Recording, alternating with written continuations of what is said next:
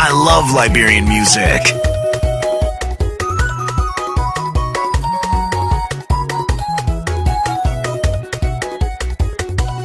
This is your inspirational program, Dancing for Jesus on LPR.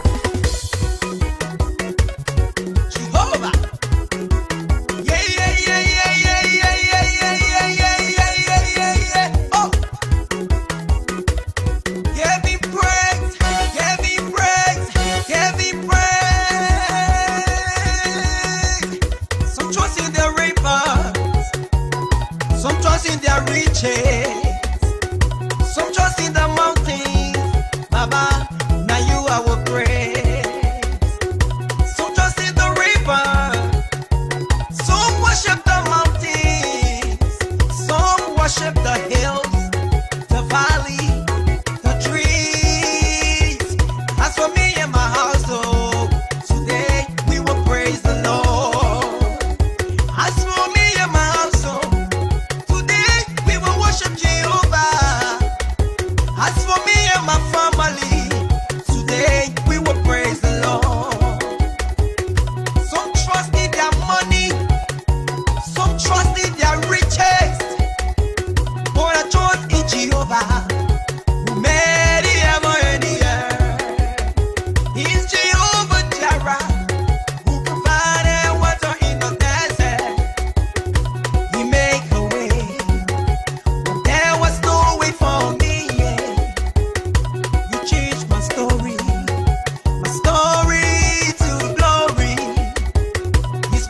Man of war, Baba, now you are our praise. Almighty Papa, now you are our praise. Now you are our praise. Jehovah Shammah, Jehovah Shammah, now you are our praise. Now you are our praise. Oh, King of glory, Almighty Papa, Almighty Papa, now you are our praise. Jehovah Jireh, Jehovah Shammah, now you are our praise. This is your inspirational program, Dancing for Jesus on LPR.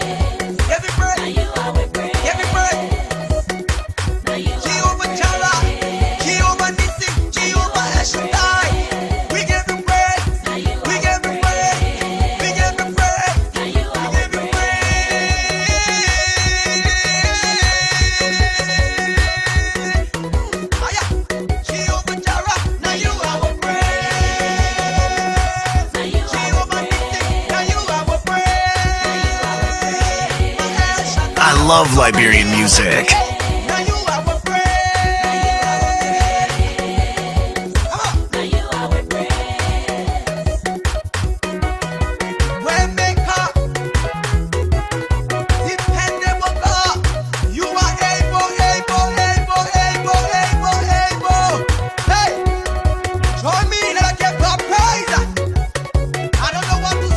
Jehovah, hey, I will praise you all the days of my life. Come on.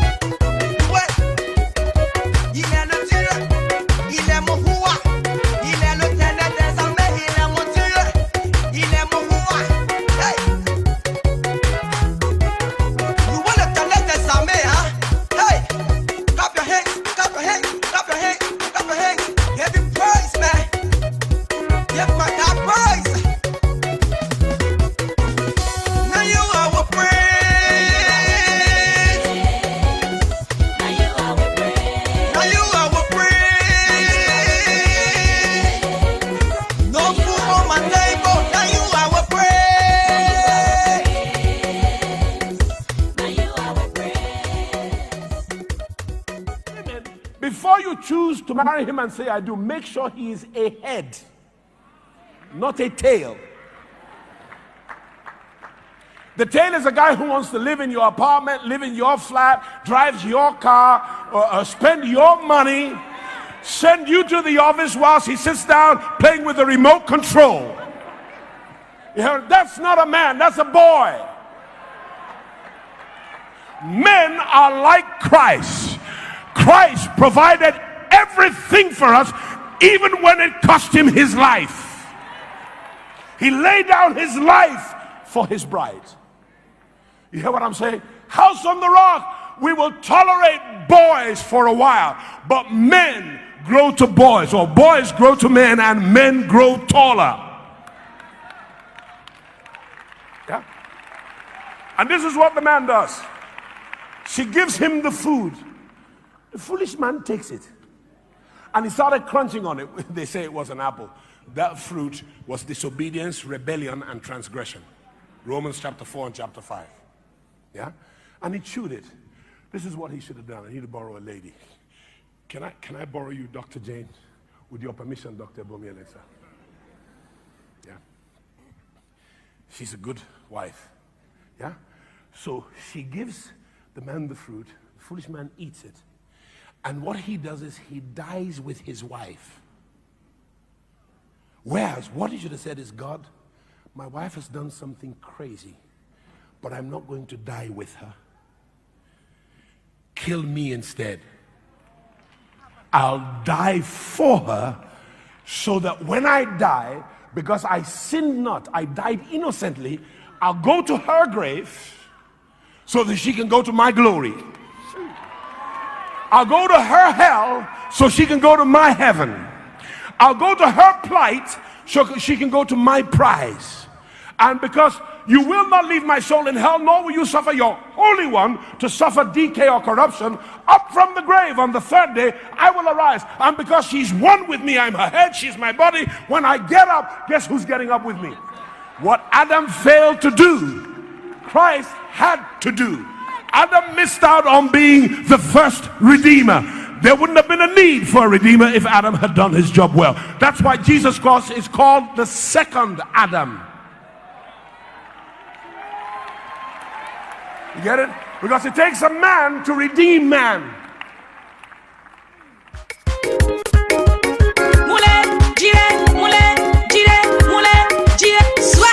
Minister Jemama walk out on the microphone.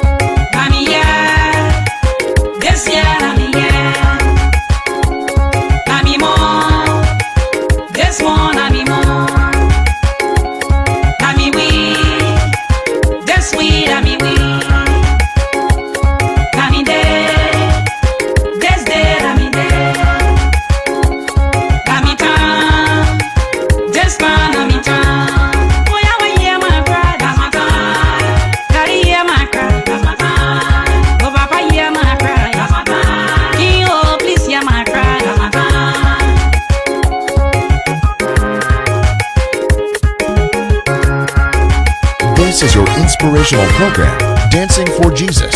Enjoy and be blessed.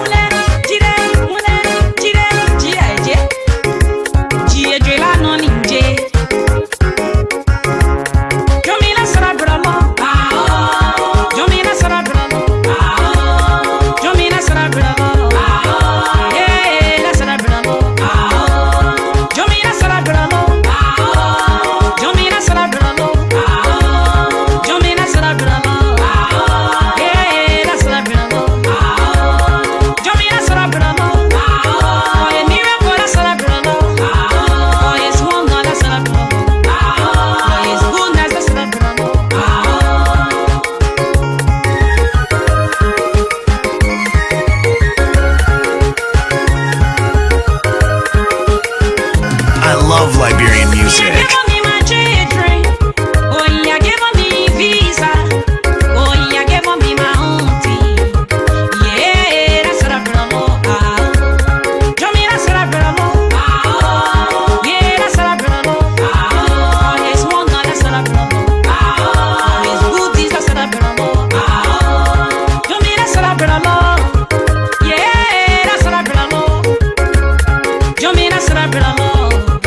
Yeah, that's what I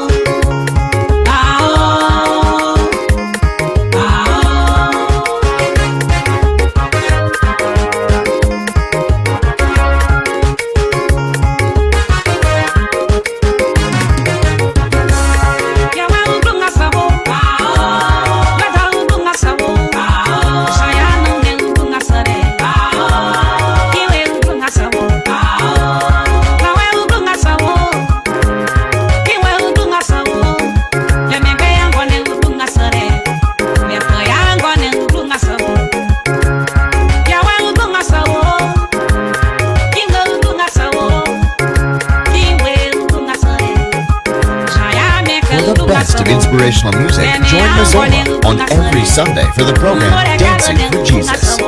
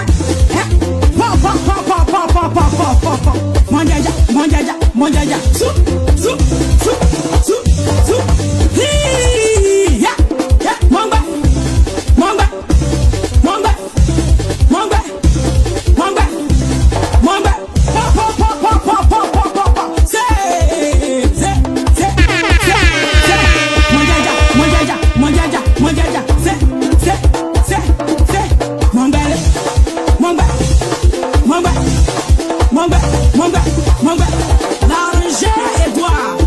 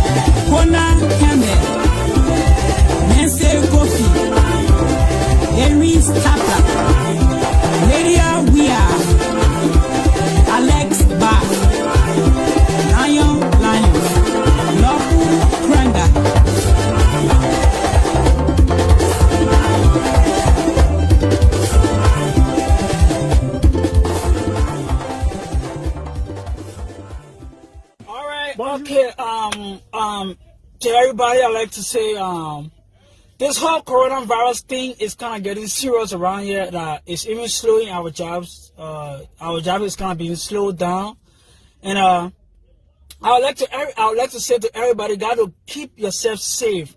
Wash your hands at least for 20 minutes. I believe like 20 minutes is kind of long. And someone who's working will go to work, will go for break 30 minutes. You go wash your hands for 20 minutes, and 10 minutes you go sit down for. You want to do that. So you got to keep yourself safe. So all I want you to do, get to the store, buy yourself a hand scented trouser. Jesus is Lord. Buy yourself a hand scent or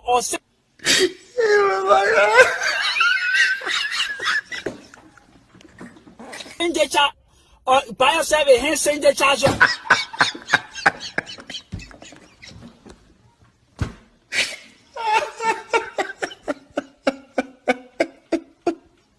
All right, okay, to everybody, I like to say, this whole coronavirus thing is kind of getting serious around here. That it's even slowing our jobs. Our job is kind of being slowed down, and I would like to say to everybody, got to keep yourself safe.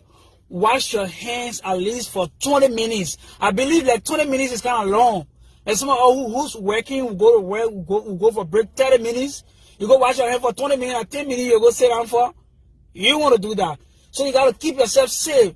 So all I want you to do, get to the store, buy yourself a hand scented trouser. Jesus is Lord. Buy yourself a hand scent or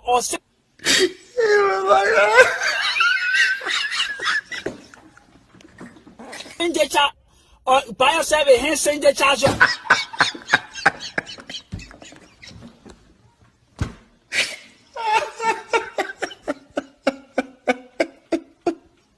All right, okay, bless you. Bless you. Bless you.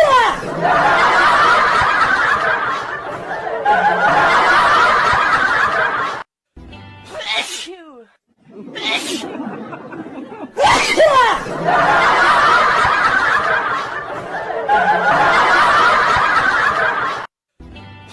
you. Bless you.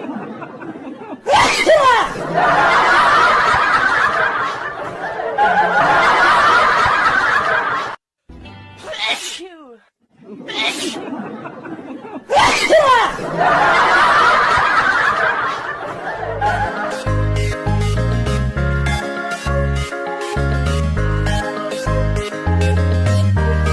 Fela Kuti dey aso.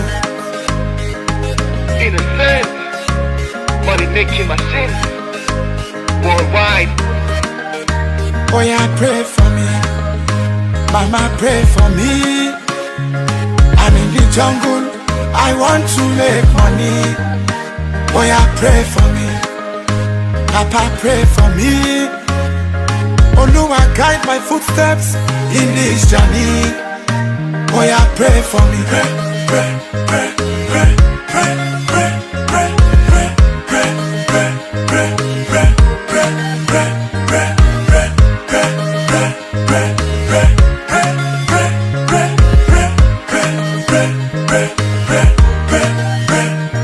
Oluwa, bless me as I am taking this journey.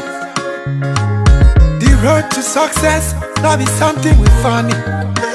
Sometimes you go day level, sometimes you go stormy. Lord, I depend on you to prepare a table before me. Baba, take me away from this wilderness. Protect me from the things them where you be said that they give man stress. This year my life goes sweet, I'm tired with this bitterness. I must make this money, I beg you Baba, make you give access. Oh yeah, pray for me. Mama, pray for me. I'm in the jungle, I want to make money. Oh yeah, pray for me. Papa, pray for me. Oluwa, guide my footsteps in this journey. Oh yeah, pray for me. Pray, pray, pray, pray, pray, pray, pray, pray, pray, pray, pray, pray, pray, pray.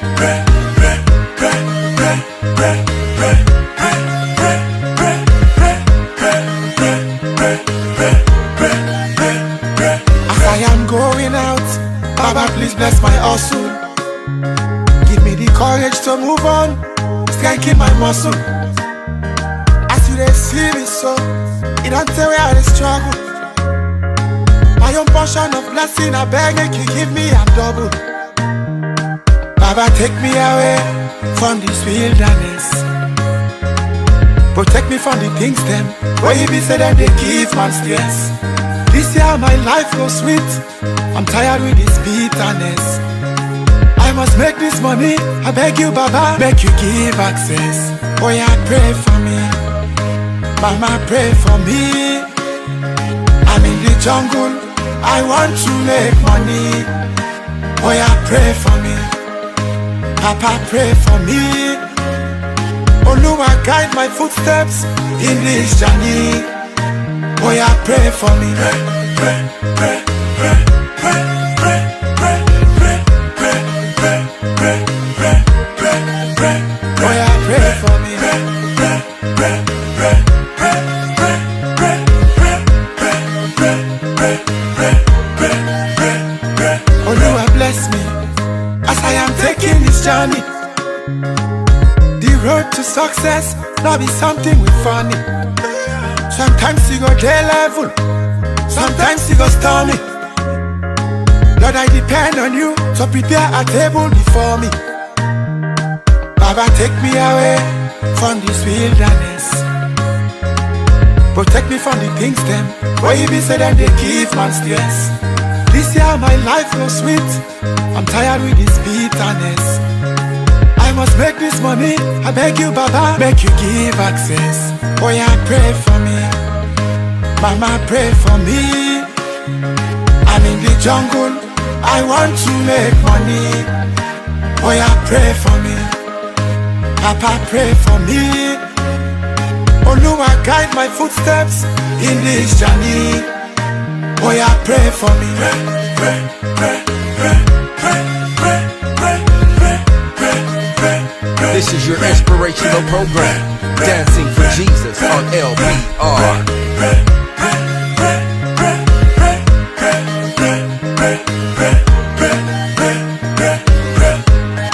Ultrasound on the mix.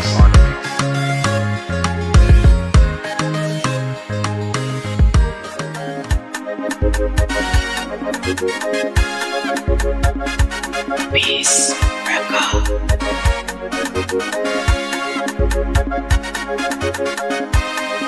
It's T-Will on the beat. Yahweh,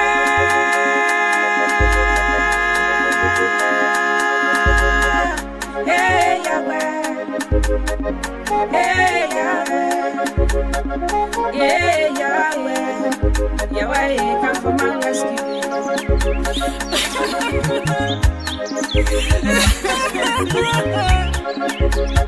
Yahweh, fight my battle, fight my battle. Jesus, fight my battle, make me the winner. Yahweh, fight my battle, fight those who fight against me. Yahweh, fight my battle, fight my battle. Jesus, fight my battle, make me the winner. Yahweh, fight my battle, fight those who fight against me. Yahweh, fight my battle, fight my battle. Jesus, fight my battle, make me the winner. Yahweh, fight my battle, fight those who fight against me. Yahweh, fight my battle. This battle is too heavy for me, no. I cannot fight it alone, no. You promised to fight it for me, no. Yeah, fight my battle, Jehovah, fight my battle, man. Glipper, fight my battle, fight it and make me the winner.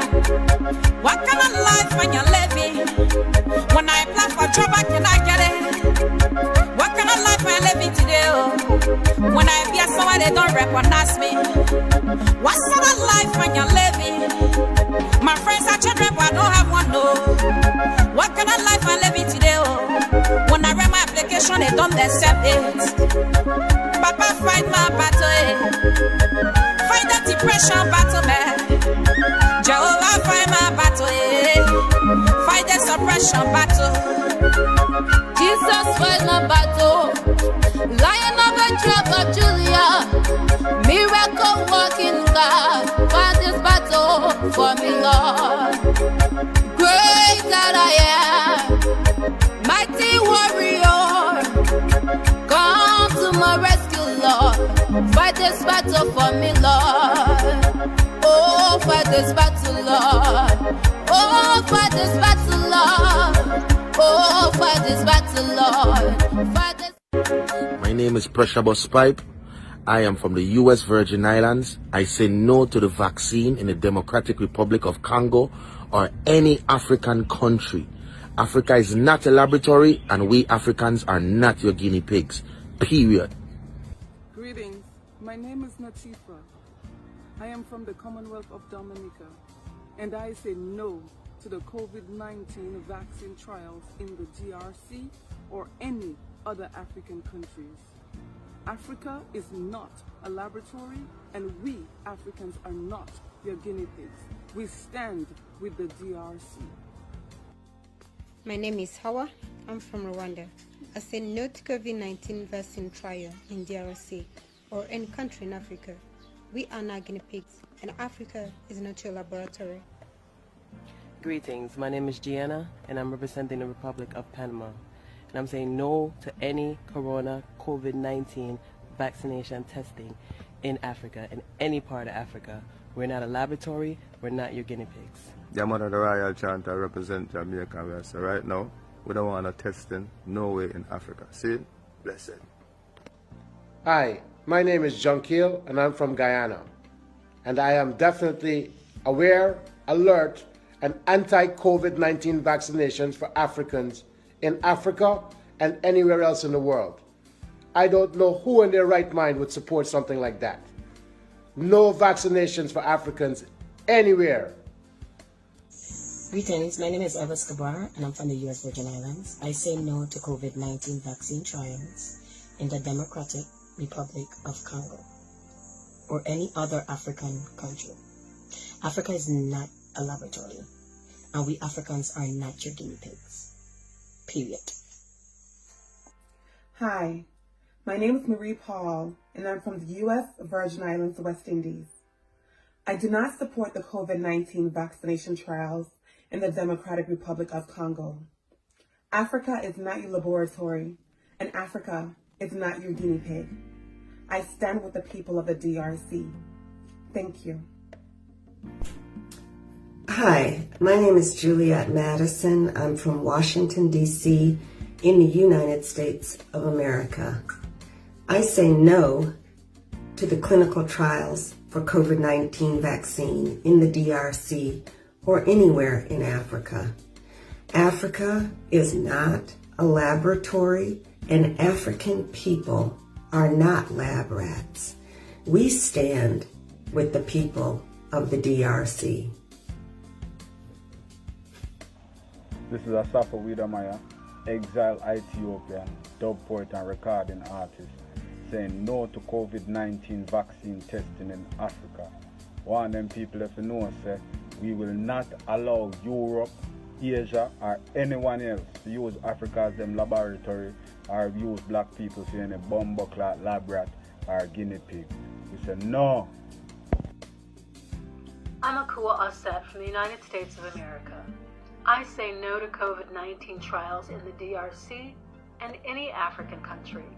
Africa is not a laboratory, and Africans are not lab rats.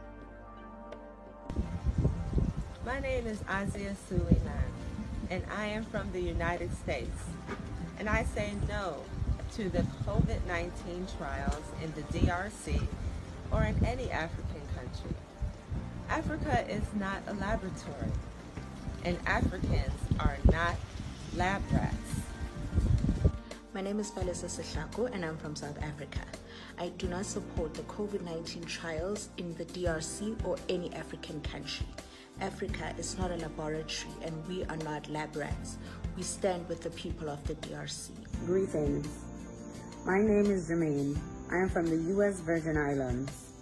I say no to the COVID-19 testing in the Democratic Republic of Congo or any African countries. Africa is not a laboratory, and we Africans are not your guinea pigs. Period. Greetings, my name is Jamila and I am from the United States Virgin Islands. I say no to the COVID-19 vaccine trial in the Democratic Republic of Congo or any African country. Africa is not a laboratory and we Africans are not your guinea pigs, period. Greetings, my name is Damali and I am from the U.S. Virgin Islands. I say no to the COVID-19 vaccine trials in the Democratic Republic of Congo or any other African country.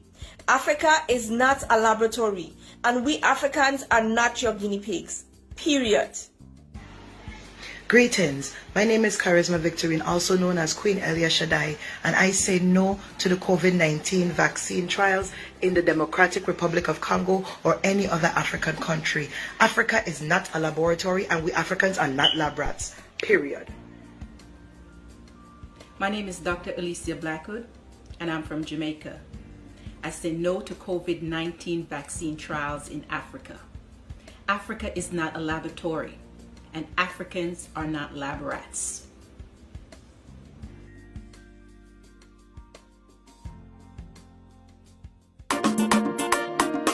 Eu seu Astírio.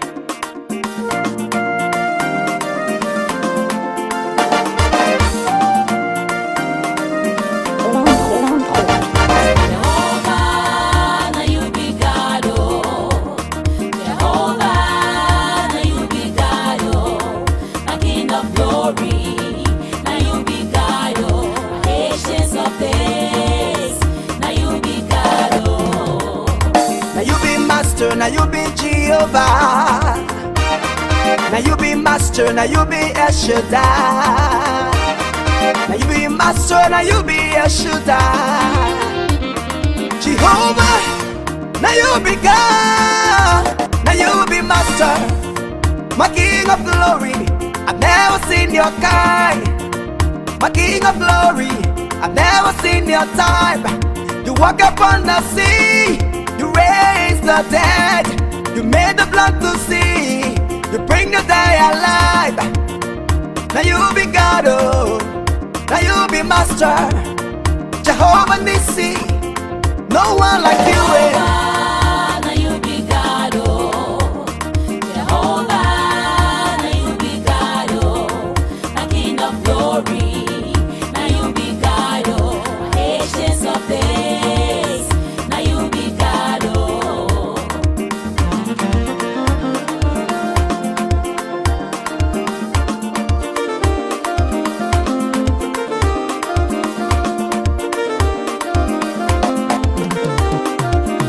Take your praise, Jehovah Jireh. I'ma take your glory, my El Shaddai. You made us all to rule the day, you made us all to rule the night. Oh, that make you great. Oh, that make you powerful, God. Like the days of old. Then you're in the lion's den, you delivering. Jehovah, now you be God, oh. Jehovah, now you be God, oh. My King of glory, hey, now you be God, oh. My Ancients of days, now you be God, oh. Jehovah, now you be God, oh. Jehovah. Now you be God, oh, Ancients of days. Now you be God, oh. You are better than the best, oh. You are greater than the greatest, yeah. You are bigger than the biggest, oh. You are more than what people say, Jehovah. Jehovah Jireh, you are worthy to be praised. I've come to praise your name. I've come to worship you. You have done it for me. Elohim, what no man can do. Jesus, you have turned my life around. My story to glory, I just to beauty, disgrace to grace. I will worship you, give you all the praise. give you all the glory. You are my shelter, you are my king, you are my Lord.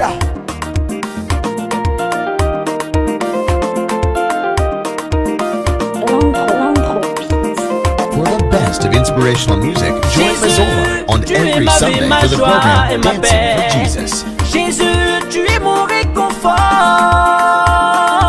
Jésus, tu es mon bouclier, ma forteresse.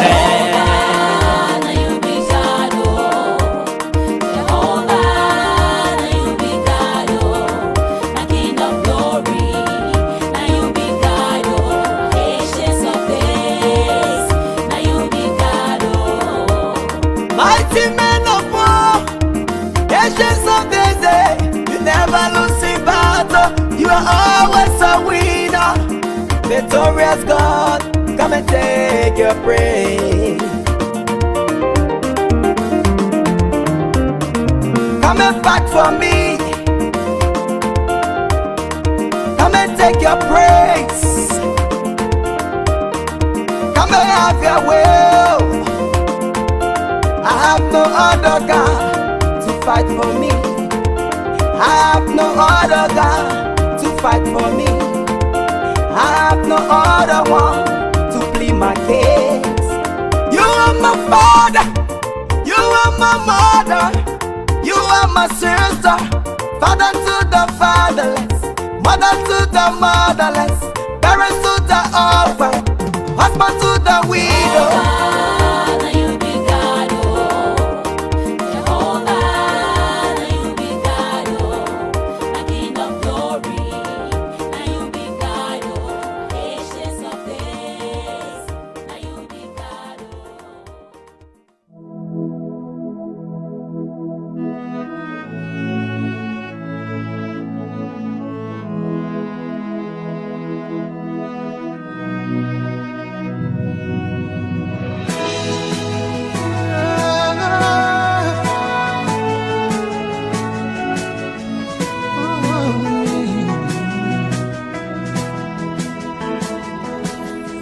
You are great, yes, you are Holy One.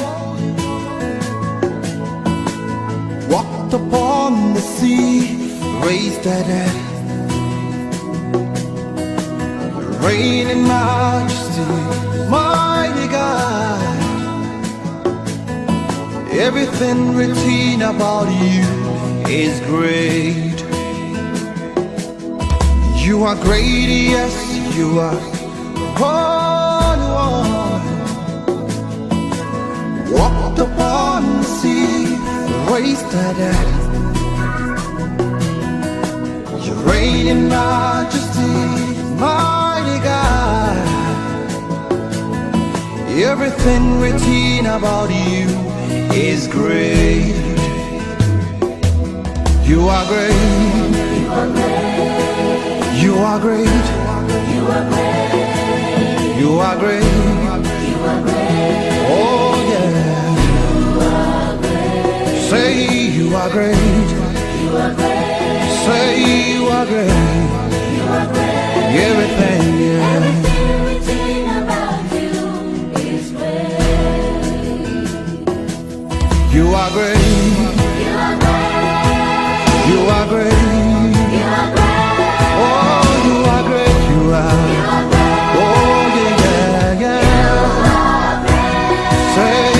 Great you are, worship you today.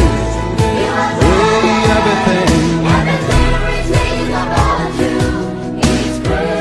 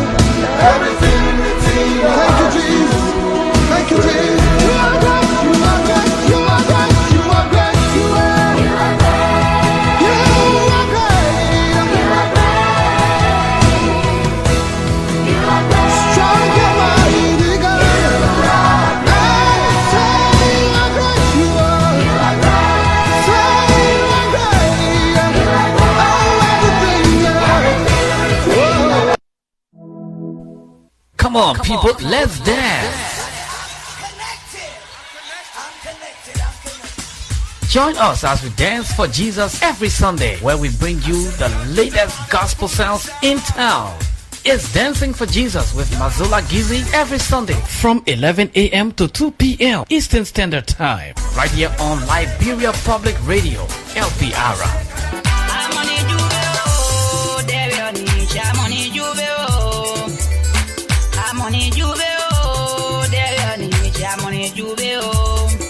We also bring you future of some Liberian artists. Well, the music industry is getting tougher for gospel musicians and secular musicians because of the issue of membership. But there is one thing that I always say to my fellow artists, and that is, he who God sends, he will always make a provision. So whatever situation we find ourselves in, we always do know that God is going to make the provision that we need, because every laborer is worthy of his wages. So you're not worried about the issue of memory cards and all of these technology trampling on you guys?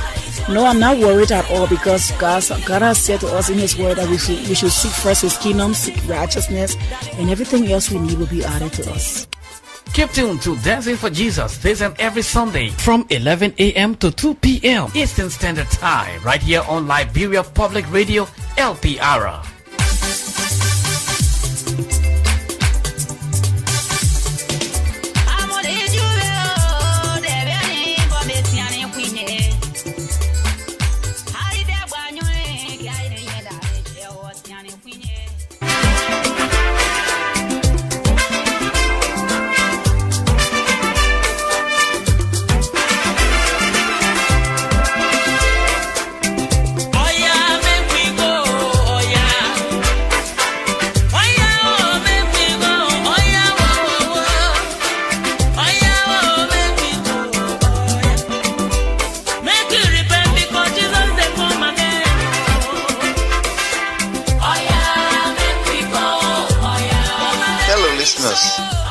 This is Mazola, your lover boy. I'd like to invite you to another exciting program on LPR.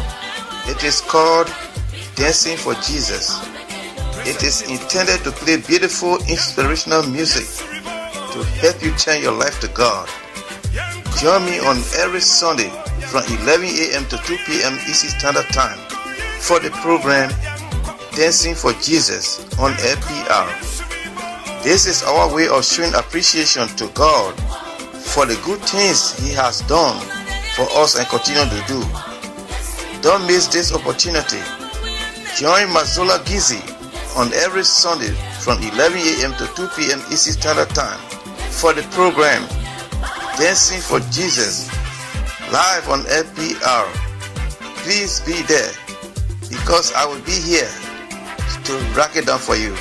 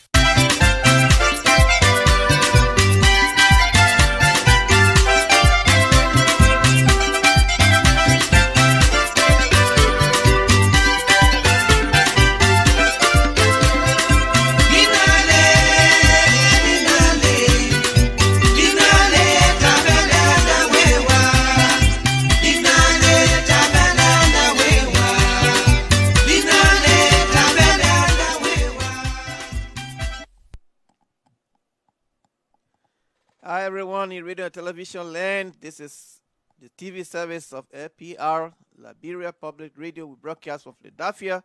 Let me now bring you the theme song of the program, Dancing for Jesus.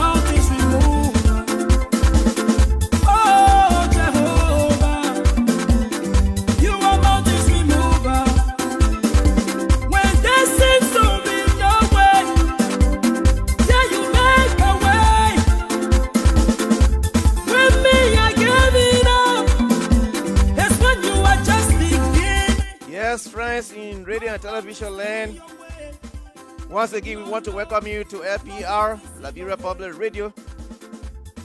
We broadcast live from Philadelphia, city of brotherly love, city of independence, city of opportunities.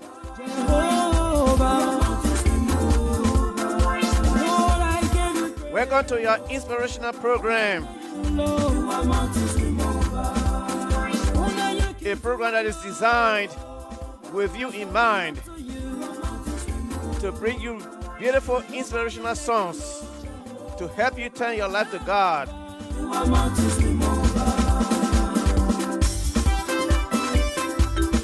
If this is your first time tuning to this program, we want to welcome you. We hope by the end of the program you have turned your life to God if you haven't done so. And you will also invite others to join us so that we can talk about love, so that we can talk about peace, and how we can make the world a better place for everyone.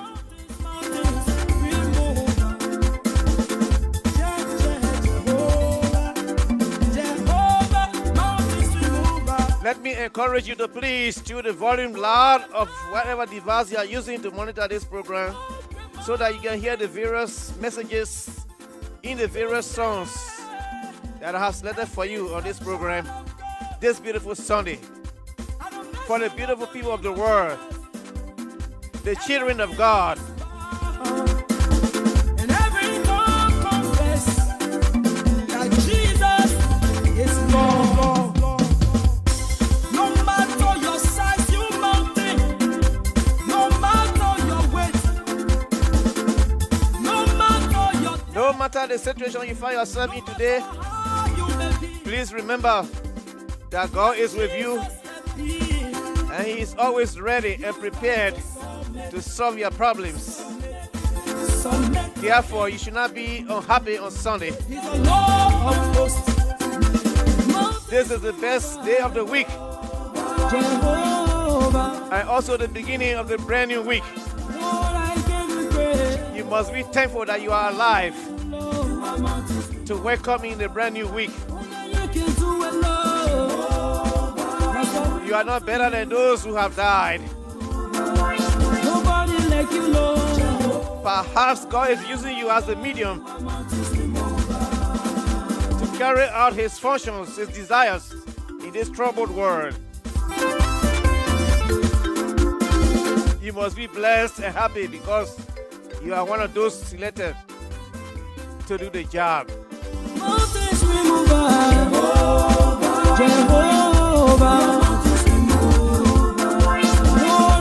My name is Mazola Gizzie. My friends call me the lover boy. I am the producer and presenter of the program Dancing for Jesus on LPR. In the process of my presentation, I do not bring peace. I provide remedy for pains.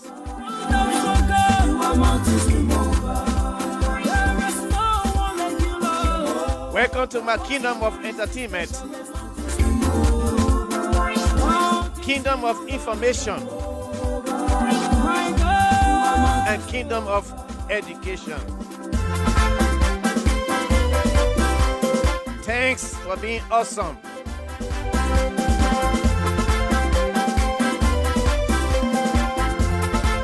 You are in God's kingdom.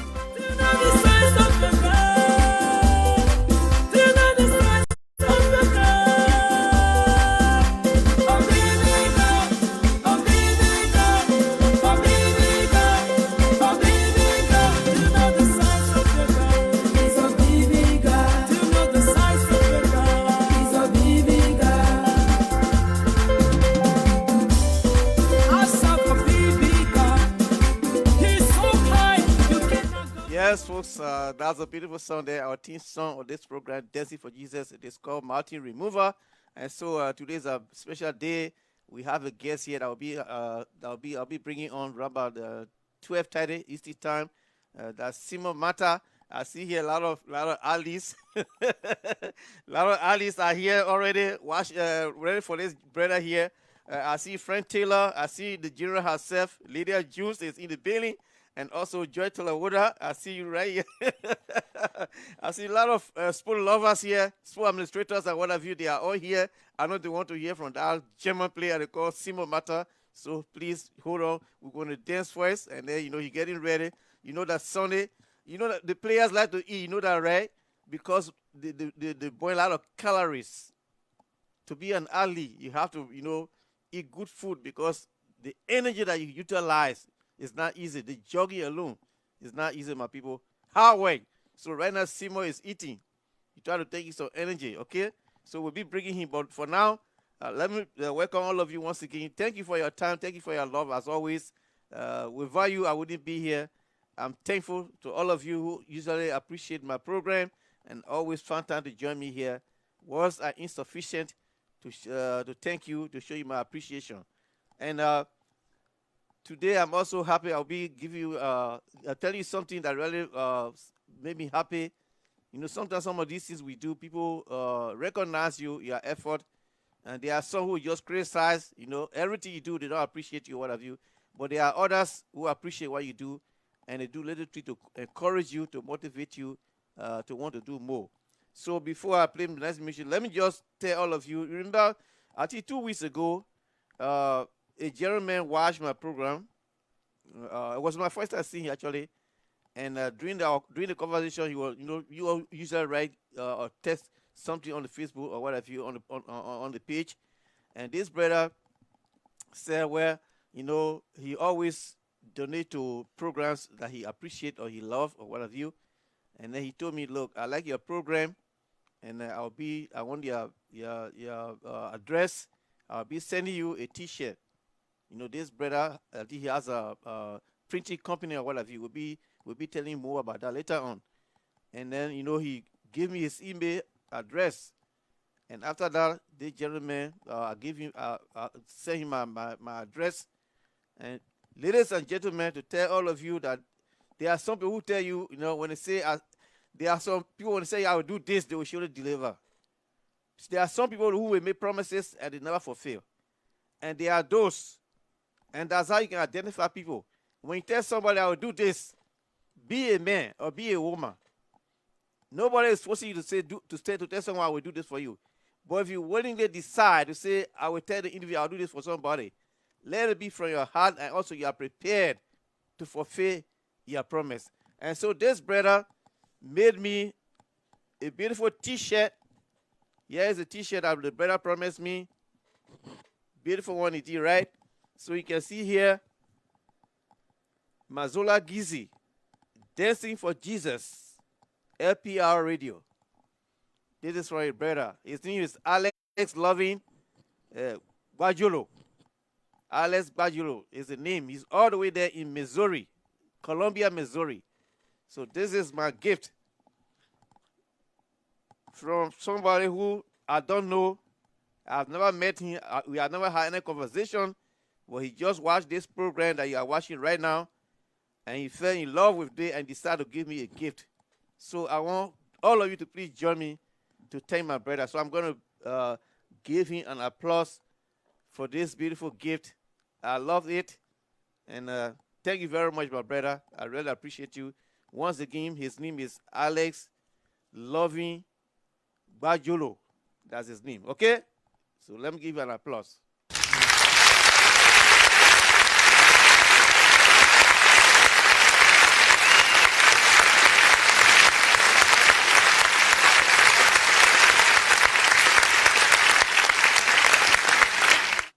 Yes, I want to do it the second time for our brother. For this beautiful gift.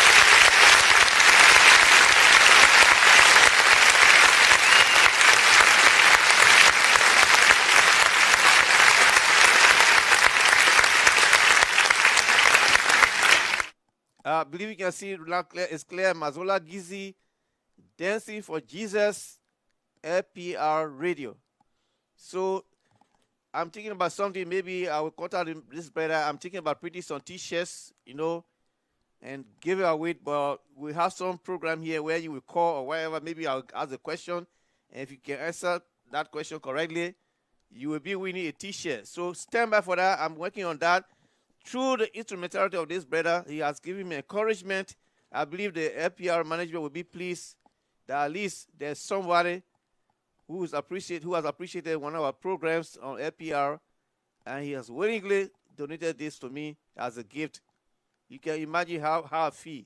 I was not thinking about something like this or what I feel, but maybe we'll do something like this, especially like carrying, a program like this, Dancing for Jesus. How will you feel when you wear a t-shirt like this out in the community? This is another way of promoting God, talking about Jesus. Somebody will wear this in the community, and you will be reminding somebody about Christianity, about Jesus. So this brother has done me a favor, has motivated me than ever before. I will work along with him to print more t-shirts so that we can give it away to people. Let us spread love, peace to the people of the world. Thank you very much, Brother Alex Guajolo of Columbia, Missouri. And so having said that, my people, let's begin music. I want to start with a beautiful song done by the man K Priest. His name is actually George K. Daw. He's from Grand Creek County. He's right now in Monrovia, a powerful musician. He's teaming with a group called K Priest, and they have a brand new music. It's called Unification. We want to use this time on FPR to encourage Liberians to make use of the word. The word unification is a big word. It means coming together, forgetting about our differences. No one chose his tribe or her tribe. No one chose his county. No one chose his race. No one was given the opportunity to choose which country you wanted to belong to. No one had the opportunity to choose which part of the world you wanted to belong to or what color you wanted to be. They were given to you. All these things were given to you by the mayor above. He wanted to make you distinct from other people, to belong to a country called Liberia, to belong to a country called Nigeria, to belong to a country called America. You name it, all the countries of the world. He decided to make you a black person if you are black, like me. He decided to make you white if you are white. He didn't have the choice.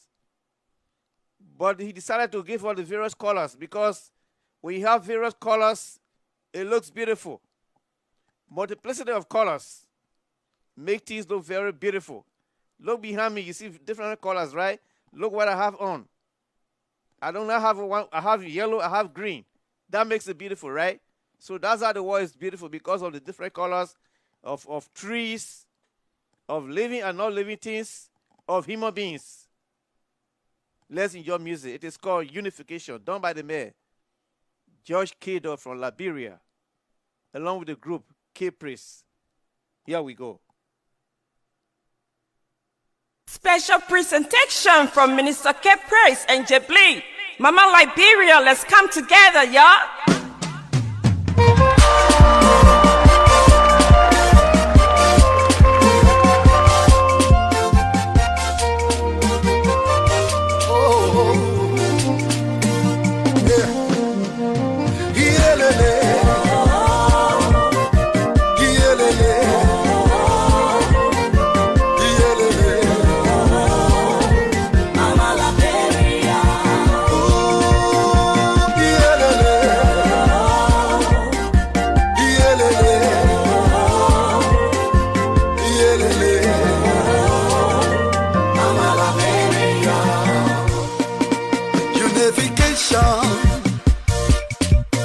What we hope for,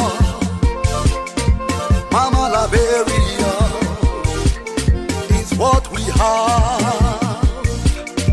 Unification is all we hope for. Mama Liberia, Liberia is all we have.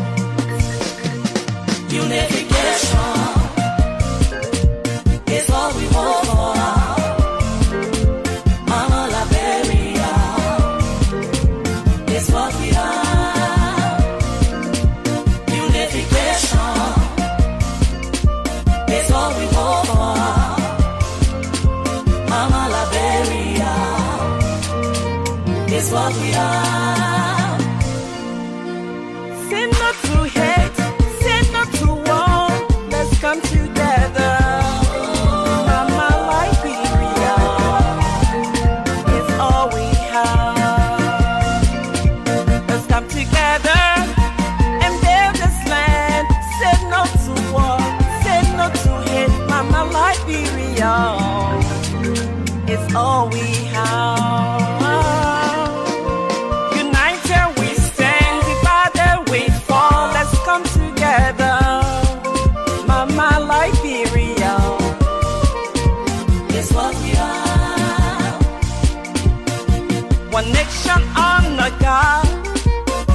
The colors red, white, and blue. Father, Son, and Holy Ghost. Let's come together. Unification, unification. Mama Liberia is what we are. Unification, unification. Mama Liberia is what we are.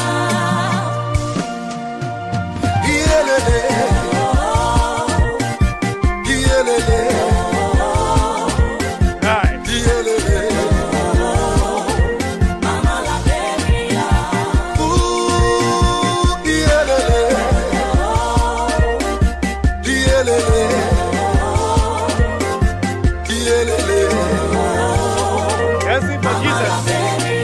FBR Radio. Whether you from Lofa, you from Liba, you from Grangy there. Mama Liberia is all we have. Whether you from Akibi, you from Maryland, you from Great Root, oh, Mama Liberia, he's all we have. Whether you from Cape Mount, you from Babulu, you from River G, Mama Liberia is what we have. Whether you from Passau, you from River Cess, you from Bon County, Mama Liberia is all we have.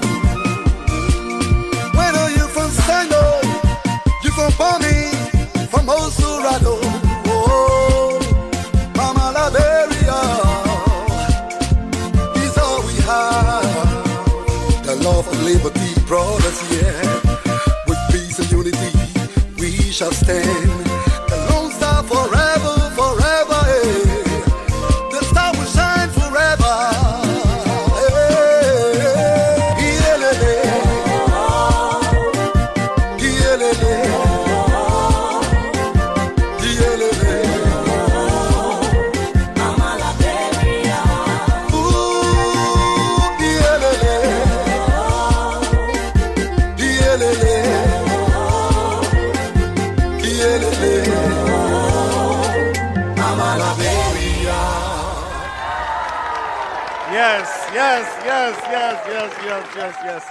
Yes, my people, what a beautiful song. It is called Unification, done by the group K Praise, headed by the mayor, George Kado, from Grand Crew County, currently in Monrovia, Liberia, holding it down for us. Beautiful music, unification music there.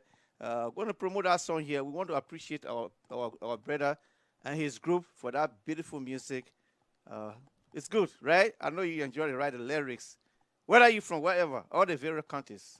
We are one. Better people say, Kukere Kukatono. Kukere Kukatono. We all are one. One flesh. That's what it says in marriage. 1 + 1, the arithmetic says 1. 1 + 1, the arithmetic says 2. 1. Sorry, 1 + 1 is 1. You all know in arithmetic, they say 1 + 1 is 2, right? When you add one item to another item, you get 2. But in marriage, they say 1 + 1 = 1. So that's why we are saying all Liberians are one. Okay? So right now we need to start fighting against corruption. I'm a supporter of any kind of crime against corruption. I'm not a supporter of war crime code. That's the difference. But something that is happening right now, we're talking about corruption in our country. That's what we should fight against, to make the country better for our children's children. Not us. Some of us, we only have a few more years to live. We have already done our part. But we need to leave this country on good footing. That's what we should advocate for. This is something that is affecting our country right now, corruption. We all can unite on that. We should not dwell into the past. Whatever somebody they told you wrong, whatever you, we understand that. It is painful. But I don't care how much we grieve or we complain about how people treated us or what have you. Friends, it is not going to solve our problem. But those who are continuously drawing this country down by engaging themselves into corrupt practices, they are the ones that we can fight against. And if we are united to fight against corruption, it can be done. It can be done. So those of you who are combining work record with corruption, we want to beg you, separate these two. Somehow we join you. We can use our resources, our influences to fight against corruption, because it has become cancerous in our society. People think the only way of life is to corrupt, and that is wrong. Not all Liberians appreciate corruption. You work hard, you live better life. God created all of us as human beings, as his children. He does not discriminate. If someone is able to fly an airplane, you have the capabilities to do the same thing. The brain have the same three parts. Every human being, or what have you, every human being have 206 bones according to science.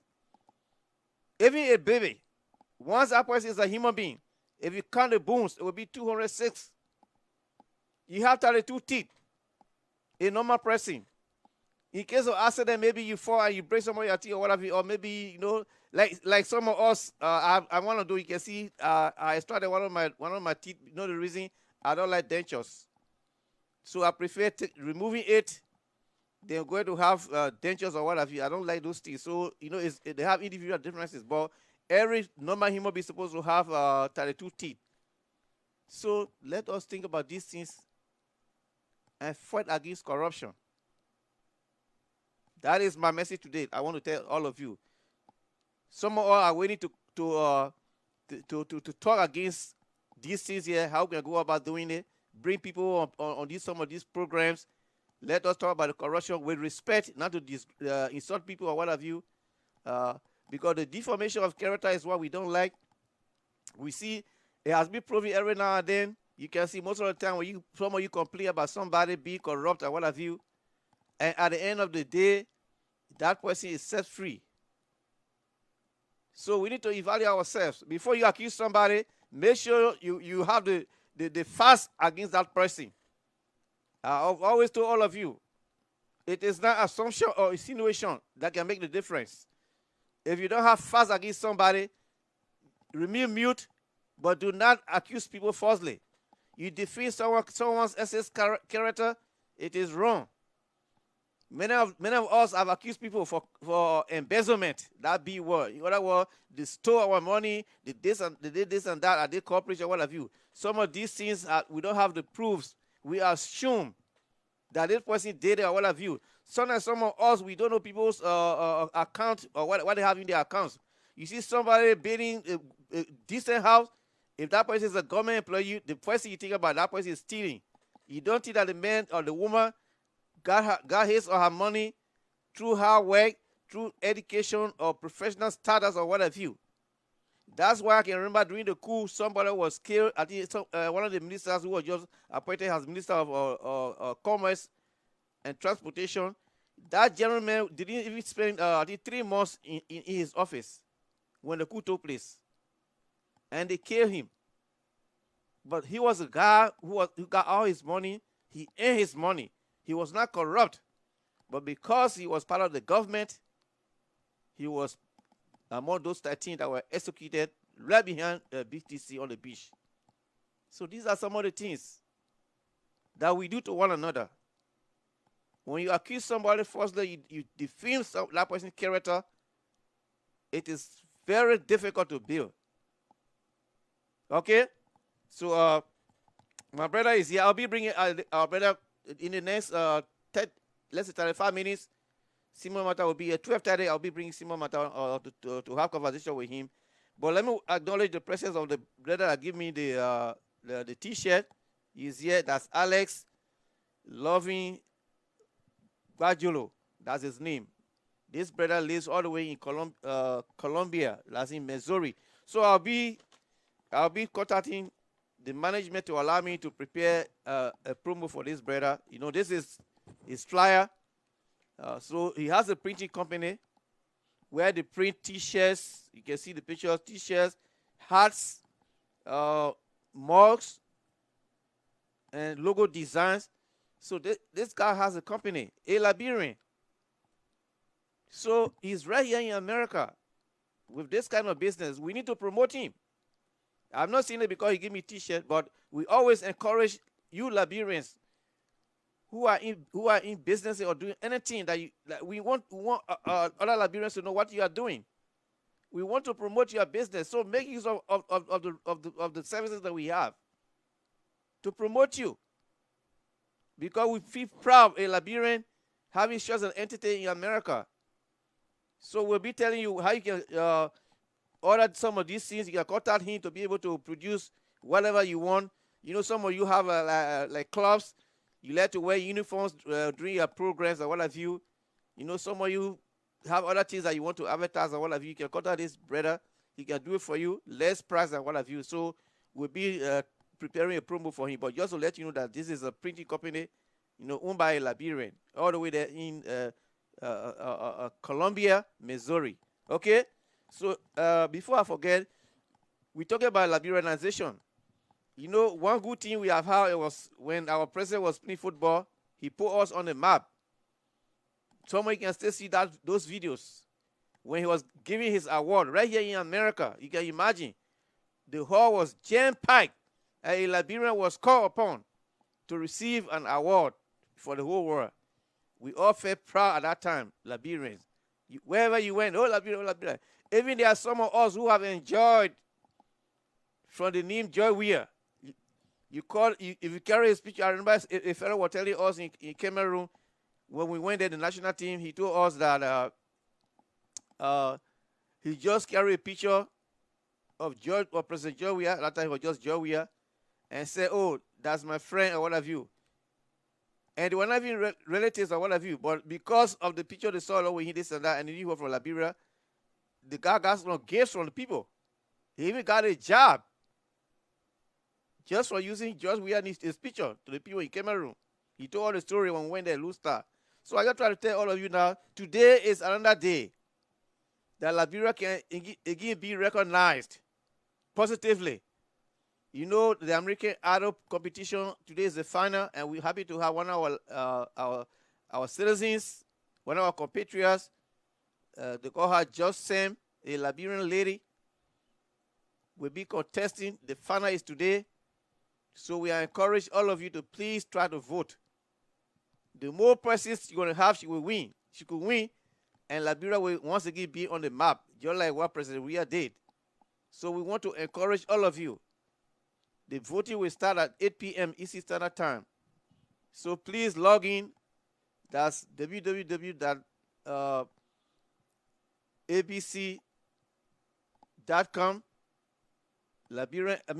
American Idol ABC.com.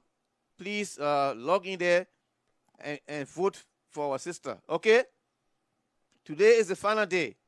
We want Liberia to win again, and then our name will go up. You know, we just don't want the negative about Liberia. Every time we hear Liberia, say, oh, the Ebola, you remember we were popular in the Ebola time. So we don't want negativity to carry up or to promote our country. Positive ones, and this is one of them. We right now have it in our hands. Today is the final. We just need to vote. Vote as many times as you can, so that our sister, Just Sam, can win today. Okay? That is happy. Let's continue with music.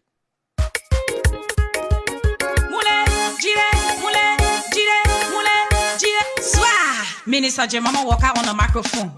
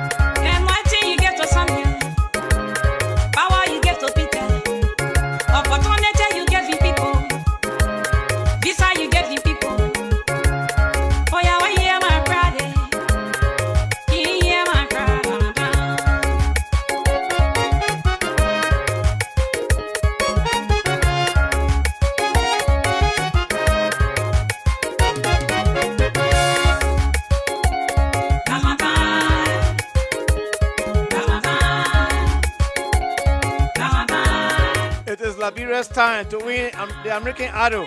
It is today at 8 o'clock. You must vote and let Liberia win. It is our time. Please hear my cry. Yeah, why I want to marry. King, I want my husband. Daddy, I need my rebel. Oh, I want my visa. King, I need my children. Oh, I need my own car. Yeah, why I need my visa. Oh, I want to travel. I want to travel. This year, I suffer the matter.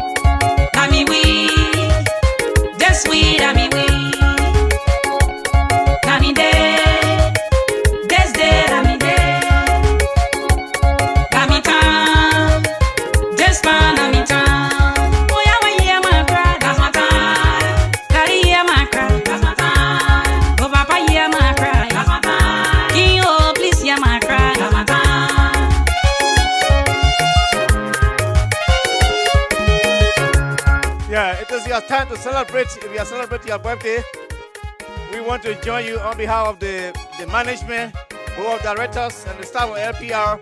We want to wish you happy birthday to you. Please enjoy your day. It comes once a year. We are here doing it for you, with you, by you, and in you.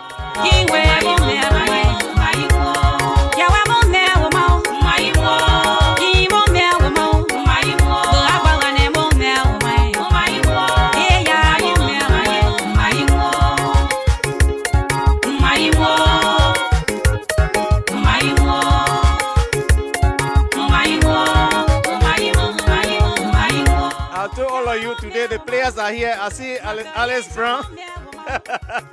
Alexander Brown is in the building. I know they want to hear from their mayor, Simon Mata.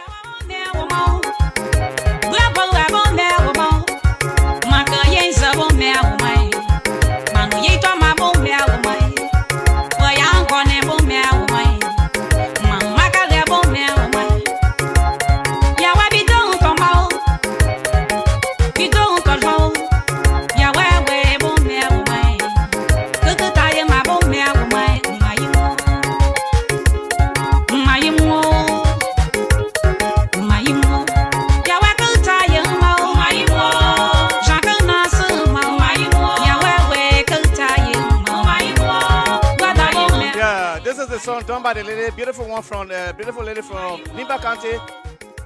Jumama Walker is the name, commonly known as Nimba Gospel Princess. Wow! It is called This Is My Time.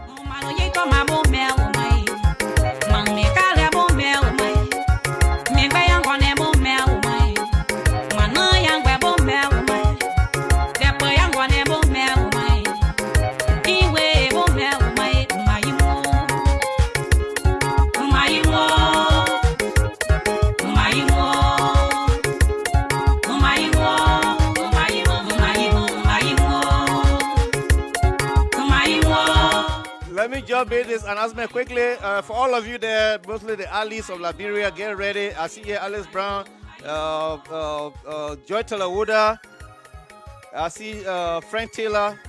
All of you are here watching the program. Get ready. Lydia Jones. Pretty soon there will be a program here concerning the sports of Liberia. And I'm going to I'm working on that with the administration. So we're going to be doing a lot of stuff. We're seeing a lot of things about Liberian sports. So get ready. We're going to acquaint you with your Liberian brothers and sisters. Those of you who are playing, you are not actively playing right now, but we will let them know what you have done, the contributions that you have made to your country when you are playing. So we'll be having a program here, Mile.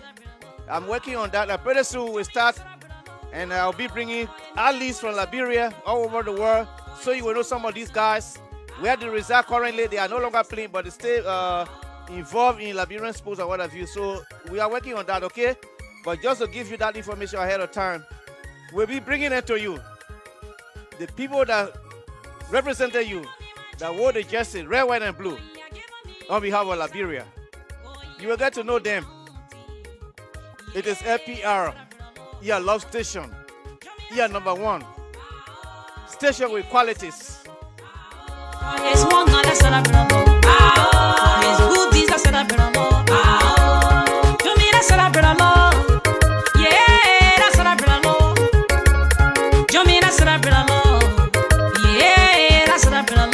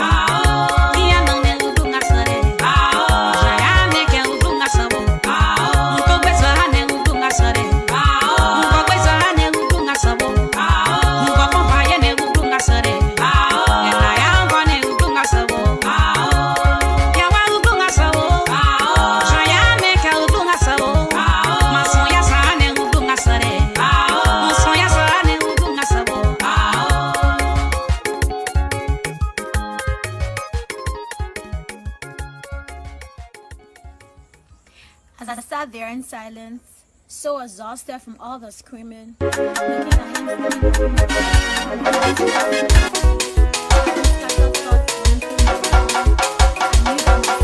more than what it looked like.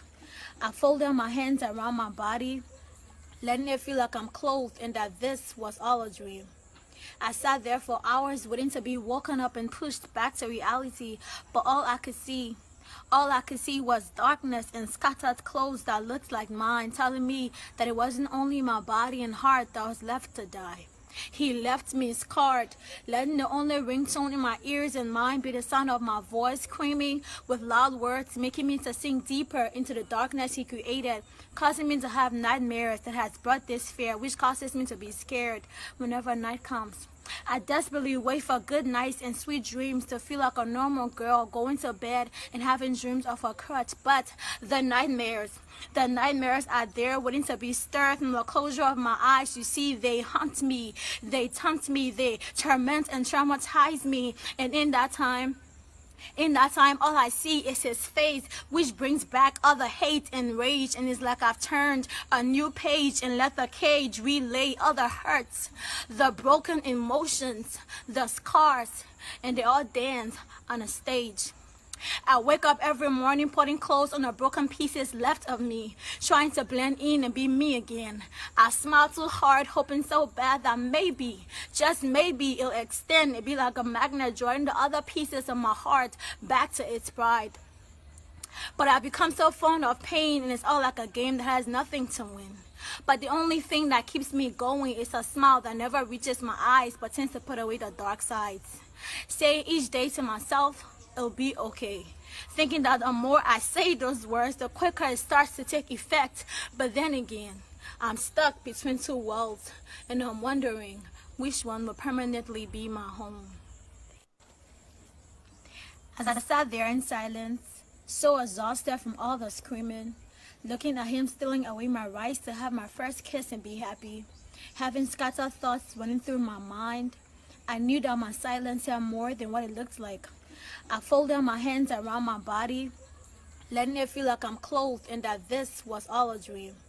I sat there for hours waiting to be woken up and pushed back to reality, but all I could see was darkness and scattered clothes that looked like mine, telling me that it wasn't only my body and heart that was left to die. He left me scarred, letting the only ringtone in my ears and mind be the sound of my voice screaming with loud words, making me to sink deeper into the darkness he created, causing me to have nightmares that has brought this fear, which causes me to be scared whenever night comes.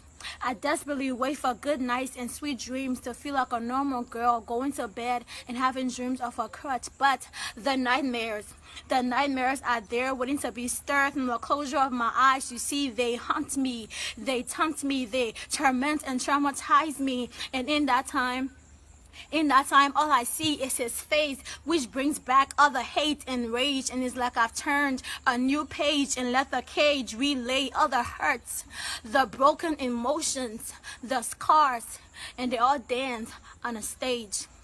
I wake up every morning putting clothes on the broken pieces left of me, trying to blend in and be me again. I smile too hard, hoping so bad that maybe, just maybe, it'll extend and be like a magnet drawing the other pieces of my heart back to its pride.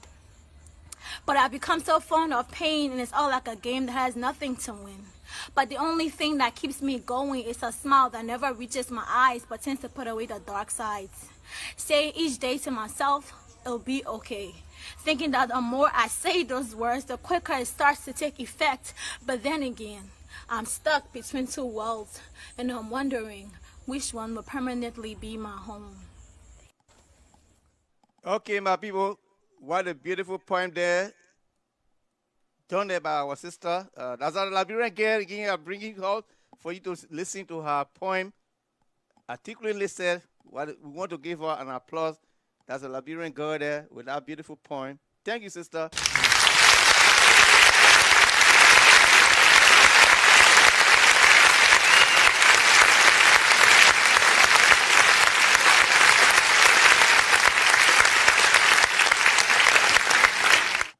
Yes, what a beautiful point there by our late sister there. Thank you very much. Let's continue with more music. In the next 20 minutes, I'll be bringing our man, Simo Mata. But for now, let's hear good music.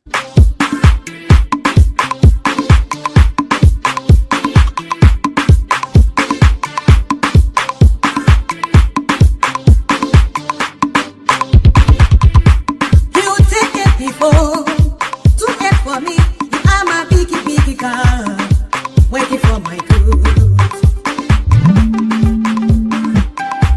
You took me from the valley and brought me to the mountain top.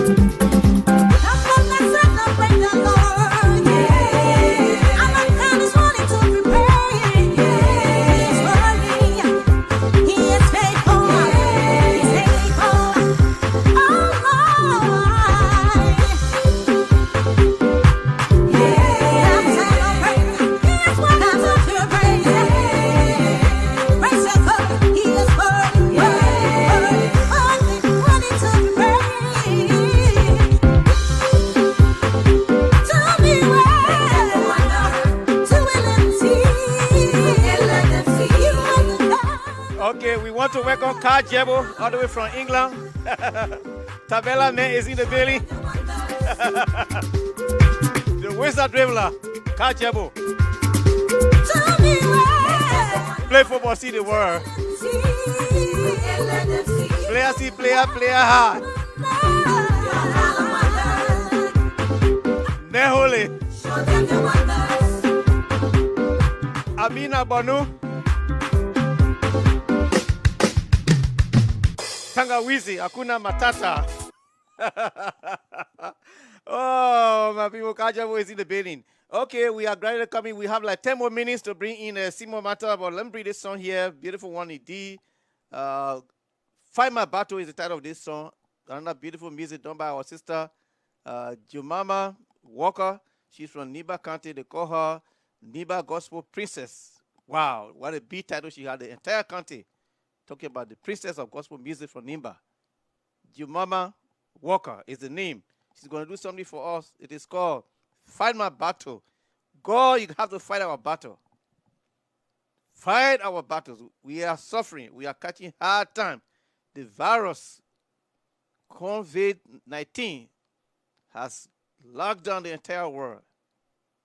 We need your salvation. We need your blessings. We need your forgiveness. Get rid of this virus so we can go back to normalcy. We want to play. We want to interact. But for now, we cannot do that. We rely on you to make the impossible possible for us. Let's hear music. Fight our battle.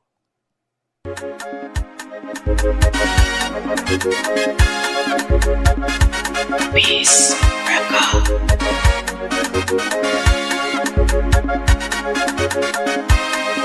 It's T-Will on the beat. Yahweh.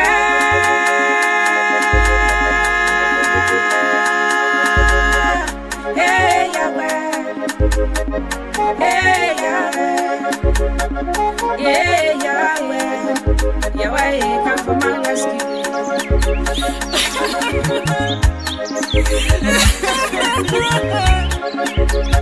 Yahweh, fight my battle. Fight my battle. Jesus, fight my battle.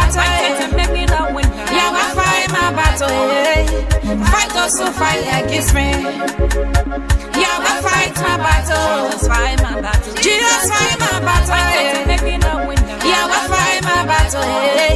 Fight those who fight against me. Yahweh, fight my battle. Fight my battle. Jesus, fight my battle. Yahweh, fight my battle.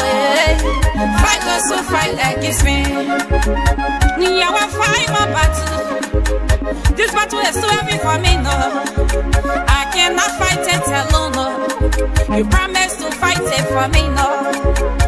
Yeah, fight my battle, Jehovah, fight my battle, man. Glipper, fight my battle, Fight it and make me a winner. What kind of life when you're living? When I apply for trouble, can I get it?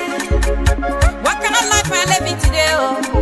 When I appear someone, they don't recognize me. What sort of life when you're living? My friends are children, but I don't have one, no. What kind of life I'm living today? Oh? When I read my application, they don't accept it. Papa, fight my battle, Fight that depression battle, man. Jehovah, fight my battle, Fight the suppression battle. Jesus, fight my battle. Lion of the tribe of Julia, miracle working God, fight this battle for me, Lord.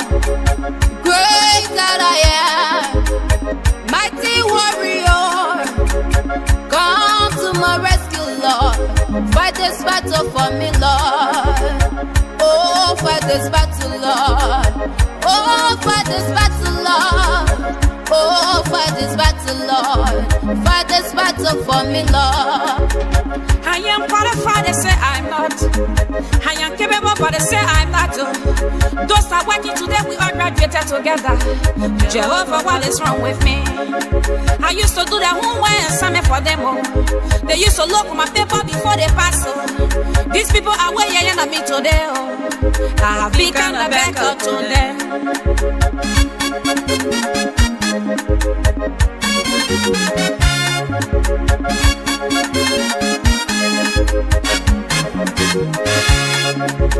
Fight those who fighting against me. Those who fighting my future. Those are taking money from Merasime to Merasime. Jehovah fight them for me. Fight those who fighting my career. Those who fighting my marriage. Fight those who fighting my destiny. Jehovah fight them for me. Ponga slap in the ears, break them to pieces, burn them down to ashes. I know what you can do. You never go for war and lose, so you are always a winner. That's why I brought my case to you. Some people use their power. They go to juju man. They will even claim all money man and go to Gizzie just to bring me down, just to see my father. Papa fight them for me, no. Fight them and make me a winner. You told me Psalm 35 verse 1. You said you were content to my enemies. You will destroy those who want to destroy my life. You will fight those who fighting against me. There is a time for you to rise up. Arise, let them be disgraced. Arise, let them be destroyed. Jehovah Nisi arriving. Congress, what's like in the ears? Bring them down to ashes. Let them go to the early grave. Congress, what's like in the ears? Bring them down to ashes. Let them go to the early grave. Minister Jemama Walker on the microphone, the Neighbor Gospel Princess.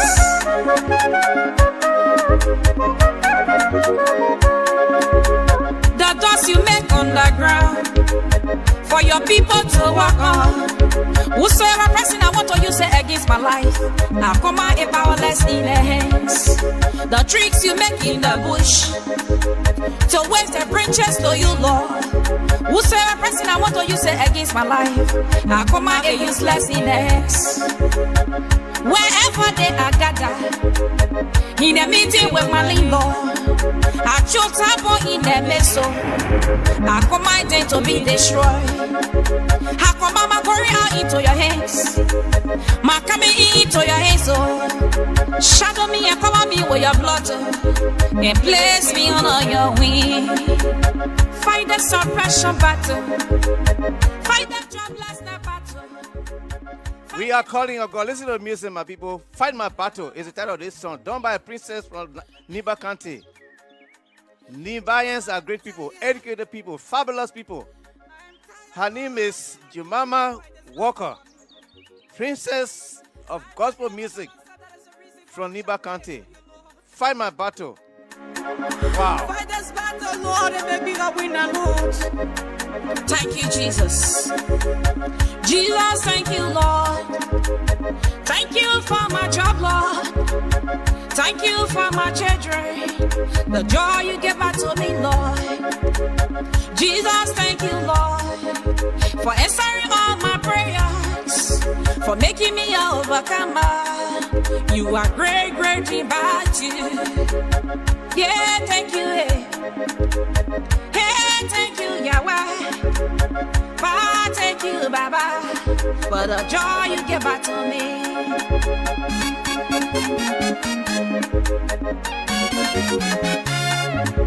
Okay, my people, we'll play that music later on. This lady is terrific. There's a song here that will be playing. That song is bad than even this one. If you think this music is fine, you listen to the next one. It was not your time. The message in that song, when you hear it, you will hug that lady if she's by you. And let me tell all of you, don't put food. That lady is so beautiful. You saw her video, right? She's bridal. That chocolate complexion, everything. The lady is so beautiful. The stretch on everything. Don't put food. I'm telling all of you, the men, because I know what you guys like to do. Okay, so before I bring in our guests, let me read something here quickly. I want to welcome all of you We have a huge attendance here today, so if I have the time, I'll be acknowledging your presence here. But we have a special guest today, so we'll concentrate on that. If there's time, I will be welcoming all of you and thanking you for joining us today. But our manager, our assistant director, Mr. Avaso Sienso, you know he better than I do. He wrote something here. Let me just read it for the public. And this is specifically to our brother. As I told all of you, those who just joining us, if you just joined us lately, let me once again bring this to your attention. We want to be appreciative of this brother. They call him Alex Loving Bajolo. He resides right in Colombia. That's in Missouri. And he watched my program the last time I was here, I think that 2 weeks ago. And first time I ever saw him on my program. And then he commented, he said, you know what, I always donate or provide t-shirts for programs that I see on, that I love, I like. And your program seems to be one of them that I really like. So I want your address so that I can send you a t-shirt. And then he wrote it on the page. So when I came across it, I said, oh, this is wonderful. And he just appreciated me. So after the program, I sent him my address. And this is what he did, my people. You see this t-shirt? It's written on Mazola Gizzie. Dancing for Jesus. LPR Radio. This is a gift for me from our brother, Alex Loving Vajuro. All the way from Missouri. I want to say big thanks. And that's why our executive director, Mr. Avazo So, heard about this, and this is what he said. Your innovation and fight-sidedness will go a long way, Alex. We are humbled. So my man, Alex, that's our executive director for the station. He's appreciative of what he has done for me or for us as FPR. We were not thinking about this, but for your own initiative, we want to say thank you very much. We appreciate you. May God bless you. May your company become prosperous. We'll continue to pray for you every now and then, that wherever you took the fund from to purchase this t-shirt, to do the work, the design, everything, at their own expense, at their own willing mind. We are humbled and we want to say thank you for this gesture. For this gesture, we appreciate you. And because you have done this, maybe we'll decide about doing something so that we can, spread the message of God. We give our t-shirts, Dancing for Jesus. Let people wear t-shirts like this and promote the goodwill. Thank you once again. And finally, let me see, my player wrote something here. Carl Jebo, all the way. He's also a player from Liberia. And today we will soon be bringing our guest. He said, the man who turned gospel DJ, Mazola Gizzie. What's up, man of God? Thank you very much. Appreciate you. I'm doing great. Yeah, my brother. So God can transform people in many, many ways, right? I know a story, a lady that used to hire prostitutes in Liberia. She had a big place, with rooms. She had a big house with rooms, about 6 to 7 or 8 rooms. And she had these girls there. She was taking care of them, doing everything for them. But they were engaged into prostitution. People used to go there, pay money, and have sex with the girls. But this lady became transformed. I don't know whether I'm going to do what of you, but those who know the story way back, I forgot her name. But she became highly religious. She turned from hiring prostitutes to become a religious person in Liberia. She was praying over people, healing people. She was healing people in Liberia. This lady who was engaged in that kind of art, having a bathing where girls he was hiring girls, making money. People go and pay money to her, and then whoever you want, you have sex with one of the girls. And she was responsible for all these girls. But she turned around. Instead of doing that, that was unethical. That was something bad. We don't like that, to look at women engaging into prostitution. But what can they do? They have to survive. That's why I will always tell people, do not condemn people when you see them doing something bad. Why are they doing this? When you see a lady engaging herself into prostitution, please do not insult her. pity her condition. There are reasons why women go into these things or women engage themselves into prostitution. They have to survive, and if they cannot get any help from anywhere, what can you do? People steal, they don't want to steal. But if you are hungry and you came across a food that does not belong to you, and you are hungry, what is going to happen? You will let the food go and die? No. You will take it and eat it because you are hungry. You have to live. So some of these people, you see them doing these things, it's not their fault that they want to engage in those kind of acts, but, conditions make them to do that. Conditions. That's why we always talk about people, parents. If you are not prepared to have a child, please stay alone. Don't try to engage into sexual activities because you're going to pregnant somebody's daughter and you're not prepared to take care of that child and what have you. The child will have to survive. They will have to engage into things that are unethical. Okay? So we'll talk about that a little bit, but I just wanted to let all of you know that we have to be appreciative of people. Do not just throw through at people because you see them engaging themselves into prostitution. I'm going to play one music right now, and then I'll bring our guests quickly. Okay, let me play. I want to play a different song because I don't want.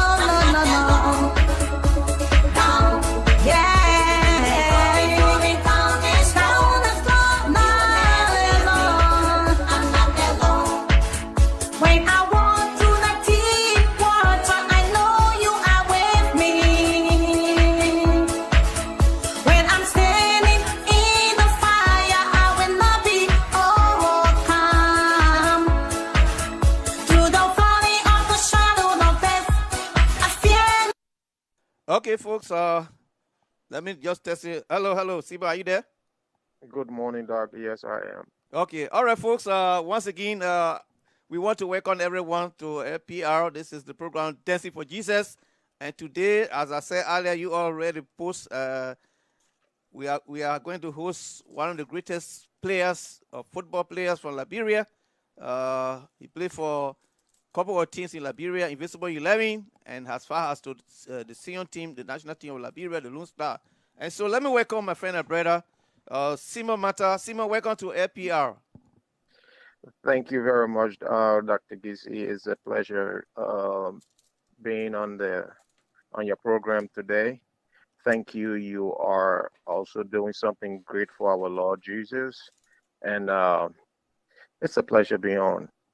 Okay, thank you very much. Simon, as you know, I don't think you really need introduction, but as always, there are people here on this program that have never heard about Simon Mata. They don't know who you are and so forth.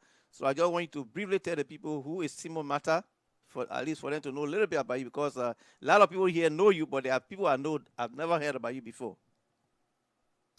Okay, well, Simon Matar is a Liberian.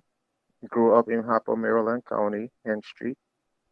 Played for Supreme Stars, Go Supreme Stars, and graduated from high school. Moved over to Monrovia, and continued playing soccer. And fortunate to play for Majestic, play for IE, the national team. Went to the University of Liberia, and because of the situation back home, had to migrate to the U.S. Pretty much that's Simon Mata. Okay, thank you very much. And I know my brother want to find out, playing football. I don't know how you started. What motivated you to go into playing soccer in Liberia? Where did you start? In Maryland or you came to Mora before you started playing soccer? I did start playing college soccer, college football in Harper, Maryland County.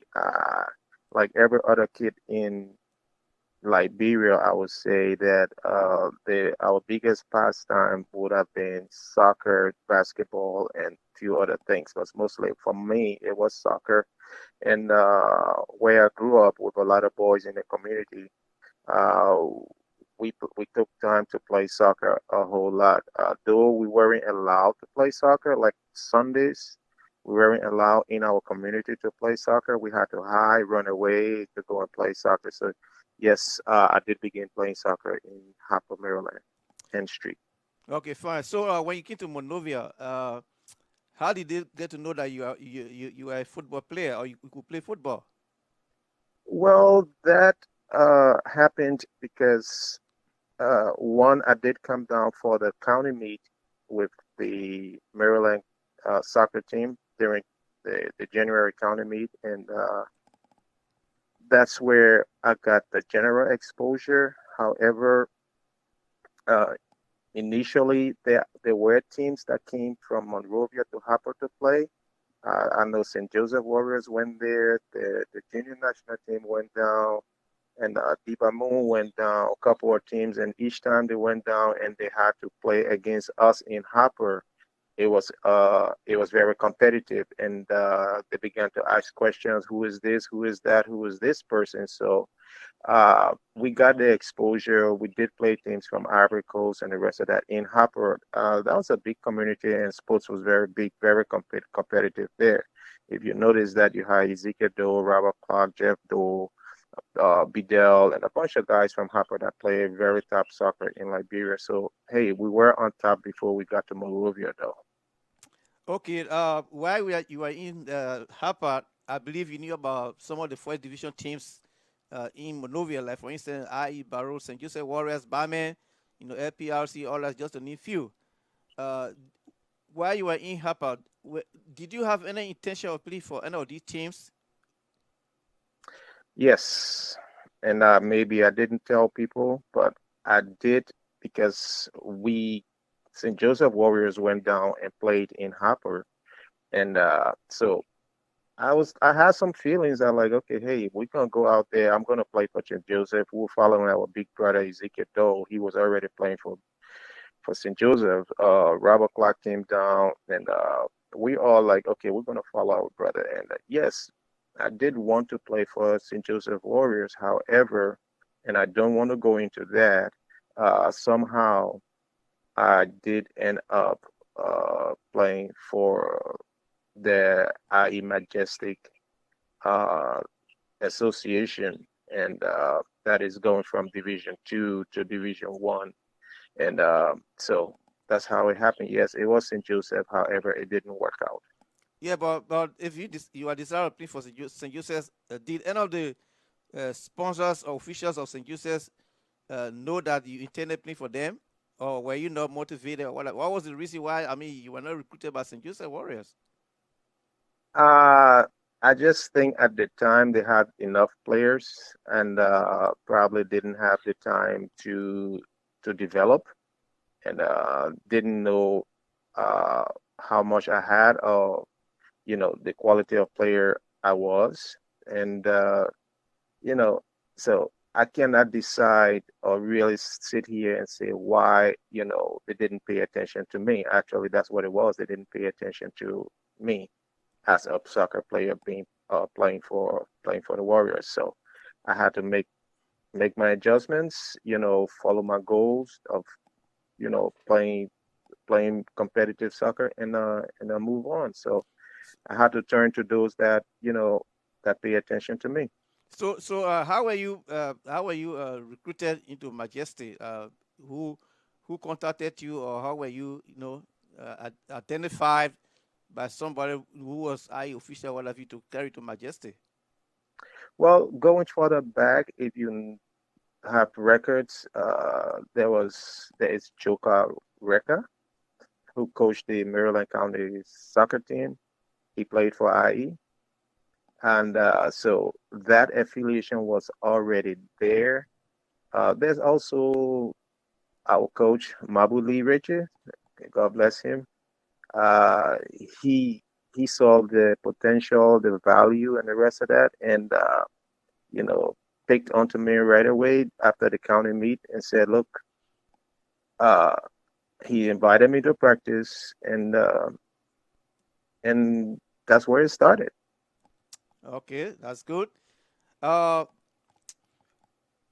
I'd like to find out from you, as a player from Liberia, you play all the way to the national team level. What can you tell our audience today that you gain for playing football in Liberia? That I gained Yeah, for what did you? Yeah, playing. what are some of the some of the benefits? What did playing football in Liberia provide for you positively? In other words. Well, great question.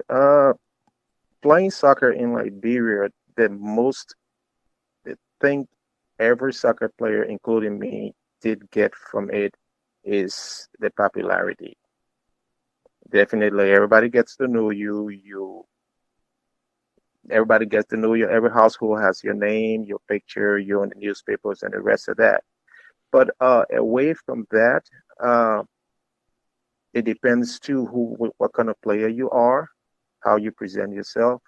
Uh, I got a lot of benefits, and I got in contact with good people. I was able to, first of all, go to school, go to the University of Liberia with IE paying my school fees. I did get that benefit. I did get the benefit of getting jobs. I was able to work, to sustain me and my family. So those are some good things. Moreover, I was given the opportunity playing for IE and the national team to better myself, saying that I had good coaches, I had good teammates, I was playing with high level players, and that also raised my level of play, raised my raised me to be more competitive. So those are benefits you get, you know, when you play in Liberia or playing in Liberia. Those are a lot of benefits I get. Medical, I was able to go to doctors. Hey, one of them I'm speaking to right now. I have very good doctors that took care of me. So you can attest to that, Doc. I mean, there are a lot of good things that you get from playing soccer in Liberia. It also depends too on how you position yourself in that community so that you know your way around to get the good benefits. And let me add to it, it may not, people may not see that. It may not have gone a lot of people way, but playing soccer in Liberia also saved my life during the crisis we had years back. We usually say during the war. That saved my life. Had I not played soccer, a lot of places that people that I encountered, uh, I don't think I'll be alive by now. So that's another benefits. Thank God for that. Wow. Yes, man, you are giving us some good reasons why to play soccer is important. Thank you very much. And so, folks, if you're just joining us, we have with us Simon Mata, a renowned player from Liberia. He played for a couple of teams in Liberia, starting from Maryland. He went as far as to Invincible 11, one of the leading teams or clubs in Liberia, and finally to the national team of Liberia. And we are happy today to have him as our guest. Simon, playing football is full of a lot of difficulties, a lot of problems, and what have you. I'm a living witness because, as you rightly said, I was always associated with all of you, athletes, and so forth. So, what can you tell my listeners or viewers? What were some of the challenges that you encountered while playing football in Liberia? uh, Let me answer your question by saying that Liberia has a lot of good soccer players, a lot of talented soccer players. However, the biggest challenge we have there is the support their motivation to bring these talents out, to bring these talents out. Uh, Let me use myself. Uh, I was lucky. I don't know about the rest of the guys. Uh, I did first my homework. I did work out by myself. Most of the time, we want to wait on our clubs, our coaches, but I didn't do that. I had a workout program that I had from before Morovia that we had from Hopper. We'll go and run. We'll go and exercise. We'll go on the beach. We'll run 4 or 5 miles with no one telling us what to do. And because we had our goals, we wanted to be the best. So, uh, though though you are looking for someone to give you that help, that support, the player first needs to put in his own work. He needs to work very hard. He needs to be dedicated to the game, to himself. Then, with that said, uh, the support, it's a big thing. We have to recognize the talents that we have. We understand our country that when I was there, that a lot of our parents and the rest of that could not afford getting us equipment, getting us a soccer shoes, what we call boosts, didn't get us football, didn't get us football fields. You know, those are things that most of our players don't have. So I look to where that our players needs to understand that they need to work very hard first, put in all the efforts, and have a goal, right? Nutrition, uh, they need to eat right. But this is like you, a doc, like you ask, what are the difficulties? Those are the difficulties that we have. Getting the players the right nutrition, getting them the right equipment, getting them the right conditions, and the rest of that to play. And that comes only when when we begin to put in into the players, invest into them. We need to invest into them so that the players can have the time to work, have the time to, work out, have the time to support their families, be able to go to school. Those are things that our players should have so that they can fully come out and play soccer. And we're speaking on the difficulties we have there.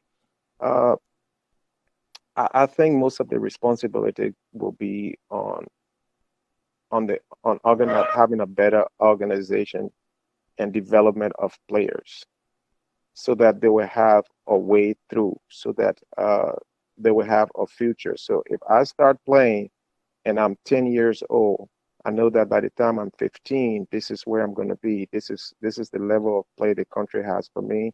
By the time I'm 16, this is what I'm going to be playing in, and so on. So we want to we want to have a program that we can find the players and get them going. Good, good, good. Okay, Sybil, let me give you one more question, and then we'll take a musical break, and then we'll come back. I'll have like maybe two more, or maximum three questions, and then we'll let you go. Uh, I got enough time. oh, My meeting has been postponed, so I got oh, more time. oh, really? Okay, fine. All right, then let me ask this question. Brother, uh, football players were described by many people as grown-up boys. If you played football, people don't give you respect. They feel that you are useless, you are worthless, and what have you. So I'd like to find out from you, mm, what effect did comment like this have on you as a football player? When you hear people saying, football players are grown-up people. Listen, I believe you are aware. People say these things in your face, and I want to find out, what effect did this have on you? Did this have on you when you are playing football? Hearing people calling footballers as grown-up boys and what have you. Okay, this is a very good question. Very, very good question, and it is a matter of concept. I did experience this before. I'm not going to be specific, and that was during the the President Doe's era, where he did want certain things for the national team, and I did encounter certain certain people, high-ranking Liberians, that were to help make the decisions, and I was told in my face personally that, look, you are a footballer, and you cannot be entitled to what the president wants for you guys. Wow. Mhm. Yes, so you are correct. We are looked down upon. We are seen as, I don't like to use the word grown-up boys, but and this also is not to the Liberian football players or soccer players. This affects all athletes in Liberia, regardless of basketball, you do track. That's all athletes in Liberia, all entertainers in Liberia. We first now have to change and value entertainers because we play soccer. Uh, let me put it this way: playing soccer players or athletes are one of the very few that the country's national anthem is played for. How many people, how many officials, how many dignitaries of Liberia goes to another nation and their national anthem is played for them? When I represent or an athlete represent Liberia, the national anthem of Liberia is played for them. However, that person, these athletes are not honored for the people they represent. So we got to change that concept. If I'm valued that my country's national anthem is played for me, and my people back home has to put a very high value on us, must to see us differently. Now, so you are right. We got that concept of we being second, I would call it second class, third class citizens and not fit must change. But Doc, I think it has to do with us. Forgive me, I could be wrong. That's my own opinion, but it has to do with us, the athletes. And you may say, why? But uh, that can only be changed with two things. First and primarily, our athletes needs to invest in themselves, thereby going to school. Every athlete in Liberia, along with whatever sports you play, soccer, basketball, both should be first. Your education and your area of sports you love. If you want to take sports as a profession, but both of them goes together. Your education. We need the Liberian athletes to change that culture by investing in themselves. Go to school. By the time we start to go to school, and those that think we are grown-up boys will get to realize that, oh, these grown-up boys are playing soccer, yet these grown-up boys are still in school. And let me tell you something, man. Unlike those that just go to school and go home, it's difficult to be what we call a student athlete, where you play sports and you go to school. It's a difficult task because you have to study, you have to make your grades, yet you have to play soccer. And we did that in Liberia, and people never understood what it took. Where we woke up early in the morning, did our training. Dr. Gizzie, you were there, had to get done, practice for 2 hours or more, had to get done. Hurriedly thank God for our coaches we had, personally, Waterpenham, Tijani. They would allow us to finish practice, get dressed, and go to school, and allow the bus to pick us up and bring us back. That was on a national team. And a lot of other coaches allow their players to do that. We got to work with that. Change the concept by educating all our players going to school, doctor. So with that happening, our community will get to see us differently. Our community will get to see that these guys, they're not just kicking ball around. Now, the only things we had, Liberia don't have facilities. We don't have the facilities. When I was there, we didn't have parks. We didn't have areas to play. So where do we play? Every little space or opportunity we had. Let me put it this way. On the bypass, you had G.W. Gibson. As ugly as that place was, guys assembled there and they played. If someone drove by, they say, "Oh, look, a bunch of grown-up boys." You know, so that's what, had we the facilities, parks for us to go to do these things, to play the different fields and the rest of that, we wouldn't be in these places playing. So we had to play, and that made us that we had to play soccer. Basketball, you see the kids with a board up somewhere in the corner of the street, they're playing there. Did that make them grown-up boys? No, it didn't make them grown-up boys. You know, and we should not continue to limit sports, basketball, soccer, track, to the boys only, because hey, I'm out to the male only. Nowadays we see females in every sport. So what are we going to call them? Grown-up girls? Oh no, we ain't go. That's a good You question. know, we're not going there. So, like I said, we, the athletes, male and female, needs to work on changing the concept of our people that we are grown up by going to school. Next thing we got to do, like I said, two things. We got to examine ourselves,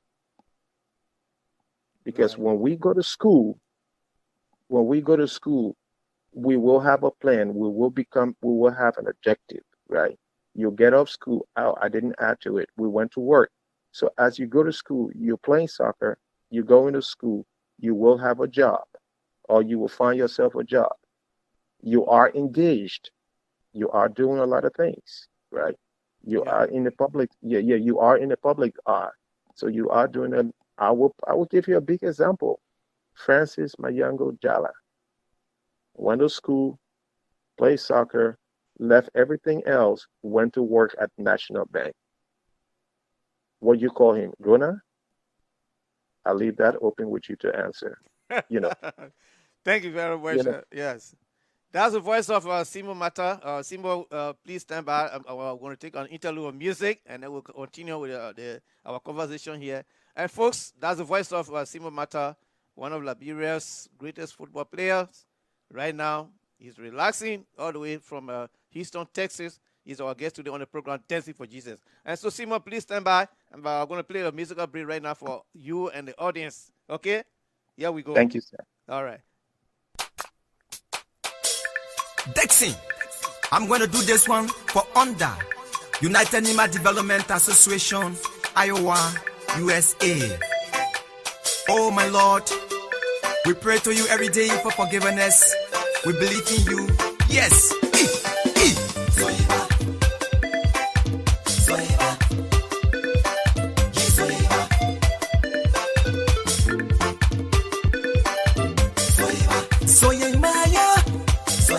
Yisoye mamo, yisoye mayo yo yo, sosa kaipe, soy mayo koya no newe kapela, pasana ye kana ponose, yisoye mayo,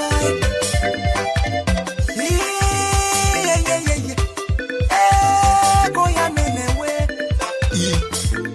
sosa kaipe, Isoye mayo goya nene Musa ya ye mai Wapa na yiru suopo Musa kwa soye mai Nese tenye soye mayo goya nene Sosa kaipi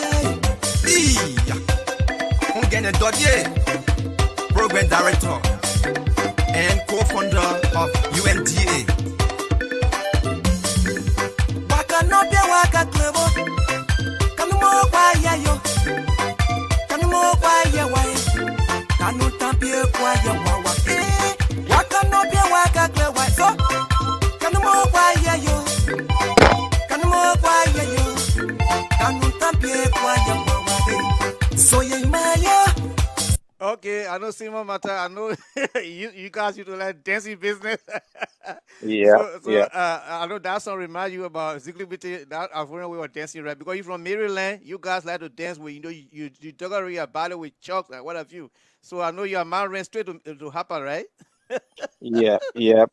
That's the call we call the grower dance. So yes, pretty much good stuff. I have an uncle back there that when he's dressed up and he's coming towards me, I'm like, oh my God, let me run.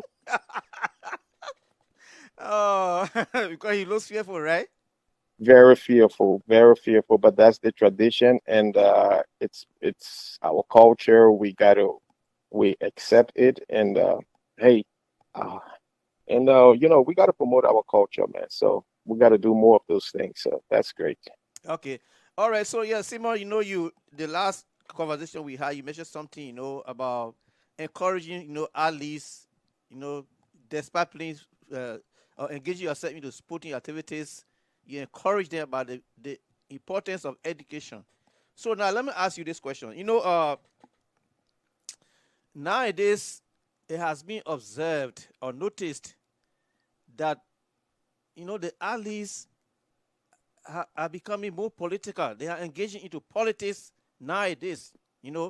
Like for example, the current president of Liberia. You and him play together. You're interacted. National team play for the same club and what have you. He's now a president. You have some of the players that you play along with. They are now, engaged in politics. For example, the Ezekiel that you mentioned about. He was supporting one other girl, the Geraldine, the late Geraldine Doe. You knew her very well. They used to call her female Opon. And currently, you can even see your man is here. You got, by the way, let me just inform you, you got a lot of your playmates or team members that are here on national team. You have Kajebo here. You have even your former team manager, Joy Telewoda is here. Alice Brown. They are all around here. Frank Taylor, just to name few. A lot of players have engaged themselves into politics. So I want to find out from they have been involved in politics. What is your view about players nowadays? Becoming politically inclined or what have you? Great question, Doc. And before I go into that, and I forget because I'm an old man now, let me first, you know, say thank you. Let me first say that LPR has a very, very good uh, uh, uh, uh, audience, and the work you're doing, I believe, is highly, highly appreciated, mostly promoting Jesus Christ. You, I got to know when I joined the national team, even before the national team, and it was because of you that today I can stand up and say, look, with all the soccer that I play, I am still playing without pains, without any surgeries, without without I play my game and today I can walk straight. I don't have any pains and the rest of that. It's all because of you, Dr. Gizzie. You took care of us. You put in your personal time and your personal medication to make sure and I would say we, because you took care of you took care of every soccer player that came to you. You took care of us very well, and I don't forget it. I do appreciate it. I remember I had a cut over my eye, Doc. I got a picture to that, and I was taken to the hospital where it was I think I took about 10 or more stitches, and they put the stitches in. When I got back to camp, you got from work, you looked at it, and you're like, oh no, this is going to hurt you. You opened the stitches up and you did it over it because you said it would have created a scar. I sit back and I think about those things, and that you people may not know you, and you're the one interview doing the interview today. You need to sit there and let someone listen to your story with the national team because you have done a whole lot for every one of us that plays soccer. You've done a very, very good job for us. I must say thank you. Appreciate it very much. Wow. Thank you, Simon. Thank you very much for the compliments. So going into this, it somehow, you know, goes back to the earlier question of the players being educated. You see, I'm still going to use the word athlete. Let me see. Athletes being educated. I'm not going to use soccer player, the rest of that, because the general term here will be athletes. Um, we're talking about athletes. Athletes turning into politicians. That's great. Let me put it this way. You know what? It stopped them from calling us grown-up boys. Gizzie, it stopped them. And how do we get to that? Well, it starts from the beginning. The previous question, how can we stop being called grown-up boys? Go to school. Are you there, Doc? I'm here. You're Yeah. loud and clear. Let our players, let our athletes go to school. Because the more we go to school, the more of us that go to school, one, we're not grown-up boys. Two, we become a threat. And people start to say, oh, hey, they still want to call us grown-up boys, but guess what? We got our education. And when we finally transition, we're playing sports, we're athletes. And nowadays, our careers as athletes ends very, very early. So nowadays, by the time you hit let me say you hit your 30, they call you an old player. So you have to begin to build or prepare yourself for that transition. And that transition is what happens after I leave soccer. So soccer is not a lifetime career. As you are a doctor, you went to school, you became a doctor, you can stay a doctor for life. When it comes to sports, it's not a lifetime career. So there is a transition. So we have to understand that athletes do make transition, and most of the transitions athletes are making, they go into different fields. One is politics, great. Others are doctors, Alex Johnson. Yes. Others, you got others going into several different fields. However, I see that we are sticking to the political part of it. That's the choice. They've made the transition. They're no longer athletes again. They're not playing soccer anymore. Most of all, they went to school. So they build themselves up, play soccer, went to school. Soccer is over. They're no longer an athlete. Not everybody wants to become a soccer coach. I am. I chose to. However, it depends where you choose to go. So you are a grown up. You're no longer playing soccer, and you have your education, and you want to continue to do things. You choose to become a politician. Man, it's great. Go ahead and do it. They're still going to label you as an athlete, but you are your independent person at this time, and you choose to do what you want to do. So that's where I see you have a choice in the world to choose what you want to do after you make your transition. So I encourage it. I encourage them to do it, and I will repeat myself. It makes them to stop calling us grown-up boys. In short. Right. Simon, I mean, my brother, I mean, you are really giving us good answers to the questions I have here. I know the audience are kind of encouraged and happy what they are hearing from you today. I just want to say big thanks so far. You are doing great. And I have another question here for you. You know, we always like to retrospect. You know, as you rightly said, sport, you will never be an athlete forever. There will be a time when you will just think about your days. You will no longer be playing actively and so forth. I like you to think way back during your days of footballing. You know how things were those days, comparing those that area with today's Liberia football. Uh, if you were to give some evaluation comparing the two, I'm talking about your days of playing and post up Simo Mata. Uh, what would you say? Is your was your day better comparing with today's Liberia football or vice versa? Great question, Dak. However, I will not be fair if I went ahead and spoke or tried to evaluate our current athletes, our current program at home. Reason being is that my I'm not there on the ground to personally, and I use the word personally, to personally evaluate and see what's happening.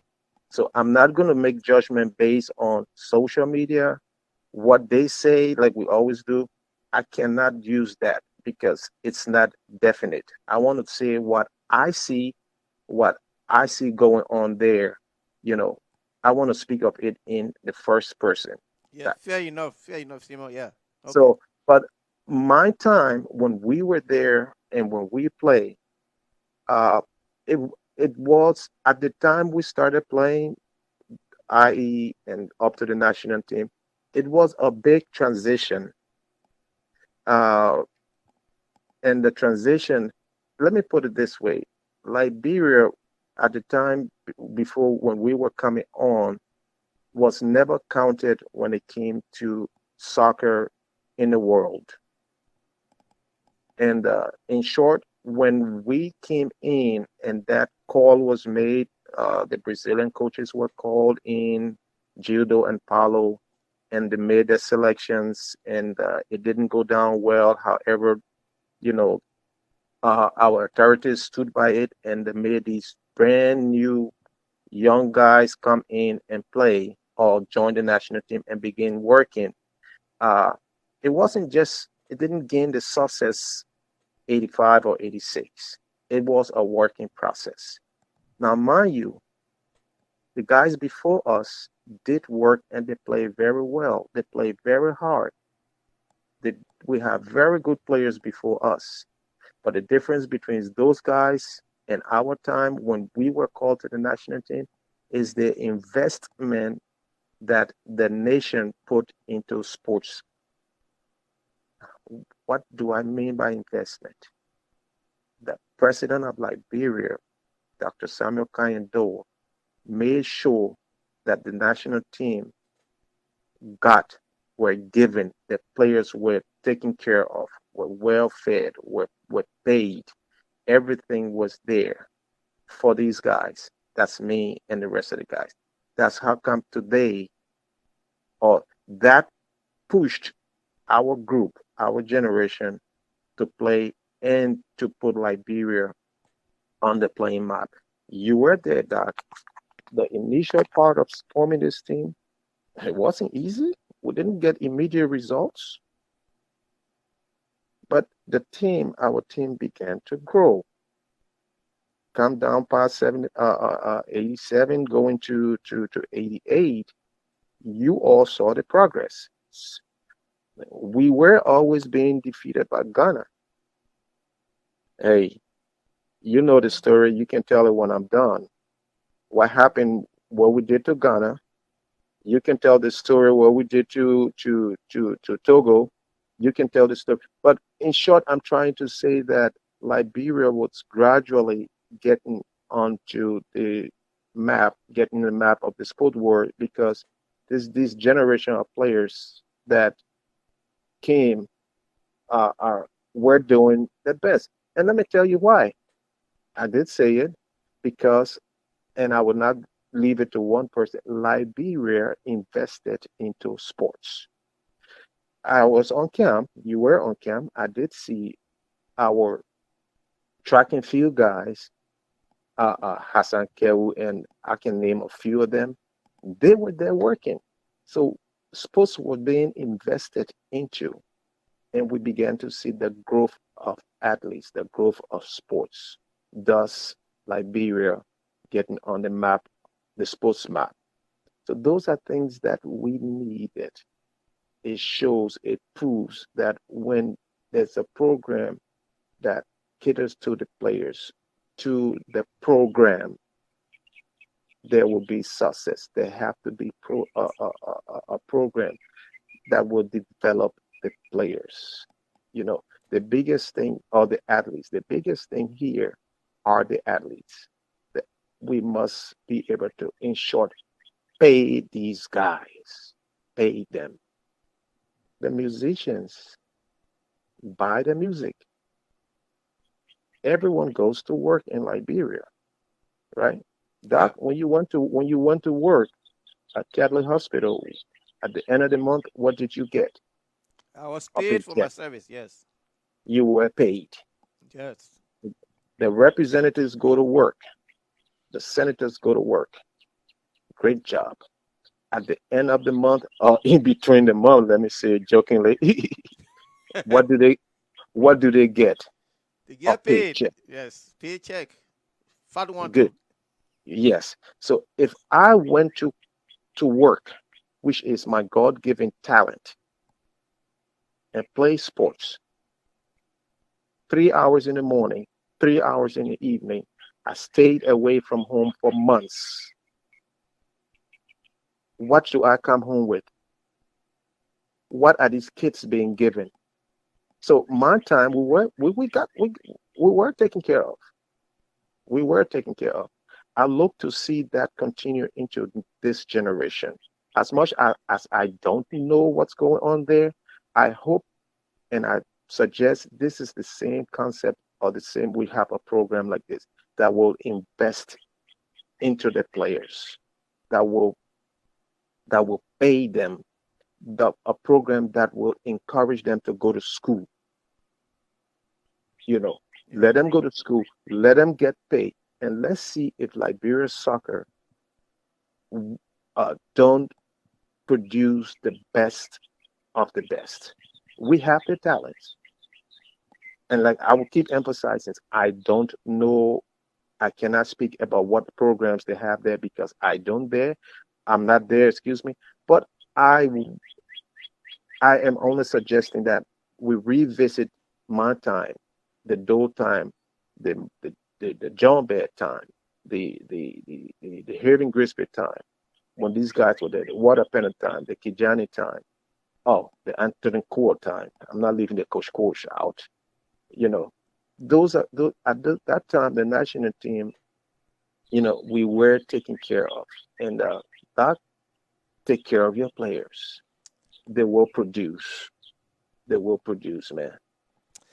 Very That's good. how I see it. Thank you very much, Sima. I have the last question for you. In fact, that was the last question, but something came to my mind, which is very important, and that will be the final question for today. This is not the last time we're going to have. As I said, I don't know whether you were listening, but I'm trying to introduce a program here which will specifically deal with Liberian sports.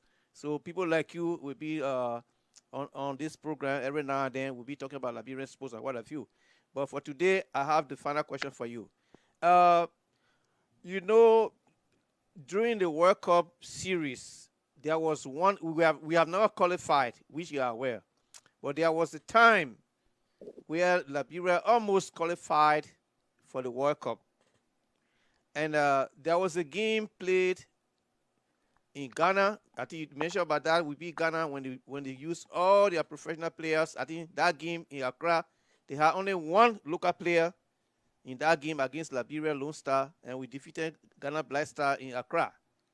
Then upon our return, the Ghanaians brought what we call a Gion team. It was not the Sion team that we play, even though it was Ghana Black Star though, but the players that we play against in Accra, they never brought most of them.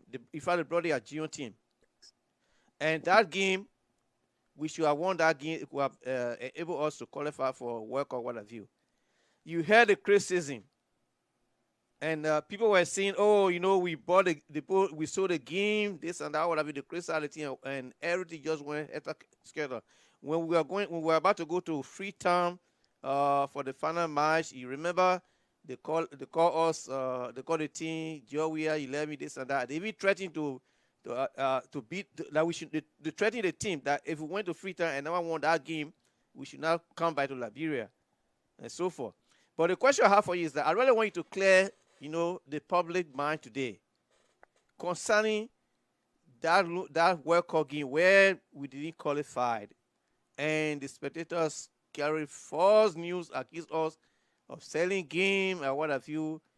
All kinds of things were said. I think you know that story. I just want you to, as a player, what do you knew about that game? What do you think we didn't win, or why you think we didn't qualify when at least we had the chance of qualifying, but we blew it away and so forth. And instead of people realizing that football, as Josiah Josie always says, is a biscuit, that no player wears a jersey and want to lose a game. But it was just that we're not fortunate to win. It was not that we sold game or what have you. So I want to get you to let the audience know what really happened, that Lone Star did not qualify for that World Cup when we had a chance of qualifying. Okay, Doc. Another good question, but I'm gonna answer it with different, using several different answers. Okay. Yeah. And you know me very well that I don't hide and I don't bite my tongue. Well, let me put it this way. One, what did we, or why should we be annoyed with the national team or the players of the national team when we did not invest in them? When they're grown-up boys, we call them grown-up boys. What do you want out of them? To work free for you? To play free for you? So if we are going to expect a reward, if we are going to expect these guys, our national team and our athletes, to certify us and play to where we want to hold them accountable, then we need to fully invest. The nation needs to fully invest in these guys. If you're fully taking care of me, when I go to play, I'm thinking on how to represent all the feelings of the Liberian people. As much as I'm wearing that jersey, I like, God, these guys, they won this. I'm playing for my country. This is what is going on. This is what they're going to do for me. They're going to heal me. My country is going to do this for me. The people of Liberia are going to do everything else for me.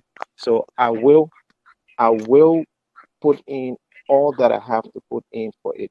Not to say they're already doing it without being paid. But I think if they do get paid, oh Jesus Christ, you're gonna see, you invest in that, you're gonna see something very different, very, very different. However, the game that you're talking about,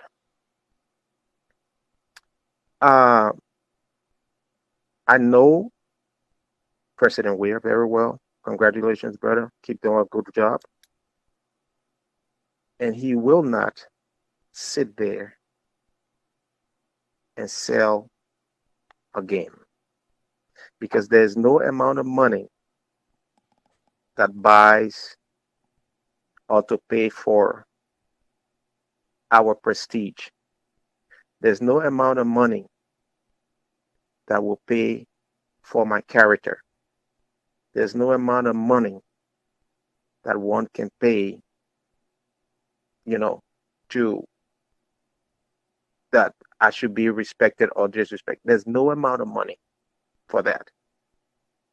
And I know the leaders very well, those that were in charge. And I respect the president. I'm not going to call him president now. Opong at that time would not sit there and let someone come and influence him to pay for a game. So I will say that it's not true. Once more, that is they say, they say, they say. And you and I know very well how much we consider or we take they say as being the truth. So that did not happen. Man, when let me put it this way. You exactly said I played with I played with Silencer, I played with the rest of the guys. Doctor, we were doggone broke. And we didn't take money to sell a game. Why will Opong, Silencer, and the rest of the crew that were already playing professional and making all the money now accept money to sell a game? Answer that question for me, or somebody answer that question for me. Is it because they didn't like their country or the rest of that? But I hope that question disproved the concept that they sold the game. Now, if you tell me they didn't play well, if you tell me that we should have won the game after beating the other team, beating Ghana in Ghana, great job, and they came back and beat us. Hey, I've played sports. And not every day did I go to the soccer field. I did strive to play 100% or 110% every day. But guess what? Some days I fell short, 80%, 75%. Do I know why? Well, that's your human body. That's your body. The people that go to work, every day you sit at your desk. Hey, the reports you write, do you write the same reports as is it up to what it should be every time? No. Architects do their plans. Do they draw the right plans every time? No. So why in the world, will we, after not supporting these guys or investing in them, hold them to so much when they do not play well? They're humans. They make mistakes. That was a game they didn't play well. Should they have played well? Oh yes. Oh yes. Was it on the line to send Liberia to World Cup? Yes. Let me push it forward. Can we still do it in this Asian time? Yes. Do we have athletes? Yes. Have we now invested in those players? Not yet. So it comes back to it. Invest in athletes. Invest in them. And Gizzie, Dr. Gizzie, if we can invest in these athletes, all those glorious days you guys had with the Simon Matard, the Oponwia, the Salinsa, let's name it, the Kevin, the Joe, you have a lot of them in there, still in Liberia, my brother. All we need to do is invest in these players so that they can come out. Let me go a little farther, Giz. You see that the kids now, they're running to Asia, they're running for a couple of change other places, right? Come on, let them develop. I suggest Liberia begin to invest in the players first by giving them education. Let them go to school. You cannot play for the national team until you probably are senior in high school. That's my suggestion. It makes us stay in school. You can control the ball with your nose, your tongue, your ears, and the rest of that. However, you must get to that level Because when he gets there, he understands the value. He's becoming a man. He can decide. He has to make the right choices, and then we can bring them to national team. Our national team becomes more responsible. Our players begins to think, right? Then we will be start. They won't call us Gunner boys again. We begin to think. Invest in our players. Give them education. Support them financially. Man, we will ride these cars, Gizzy. We have the best. We have the best team in the world. I mean, notwithstanding. I mean, gradually time will make it. We'll have the facilities. I pray and I see that in the future we'll have all the facilities needed. We'll have a program, a soccer program that will bring these athletes up. We have very good people that are doing that. I know there are programs. I've spoken with a few of them. There are programs in the network that's going on. Hey, I talk to Zoga all the time. So, and forgive me for calling these guys by first name because, hey, Oh yeah, no, we in America that's what we do. When we yeah, couple by their first name. So go ahead, yeah. Asima. So I understand. I respect all the positions. However, hey, upon to me, Zoka is Zoka to me. I respect your position anyway. I love you guys. Continue the good work. But there are things in the plan. So, hey, I hope we can put some things together and work. But Doc, that I do coach soccer here, right? And the things that I coach here, if I was a coach in Liberia, those are things that the kids already, or let me put it, those are things that these kids in Liberia are born with. That's what I'm teaching here. That's what I'm trying to explain here. The wisdom and knowledge the kids in Liberia that play soccer, the wisdom that they are born with for soccer, that I'm trying to transfer that into the kids here. That's a lot of work. So that you should understand the advantage we have. We just need the program, the structure to pull these things, to pull these players, these athletes out, pull these things out of them, and we will flourish. We will certainly, our country will be on maps, track and field, volleyball, just you name it, right? We will have the best, Doc. So, hey, it was a great time with you, Doc. If you have more questions, I'm open. My meeting is not till 1 o'clock. However, I appreciate you. I appreciate your program. I know it's about Jesus. I hope we continue confessing and you know, trying to be good followers of Jesus. That's the person we can count on. I did consider him every time I play, every time I had to play a game. That's who I pray to. So continue to do that. I appreciate your good work. Anything else you got for me, Doc?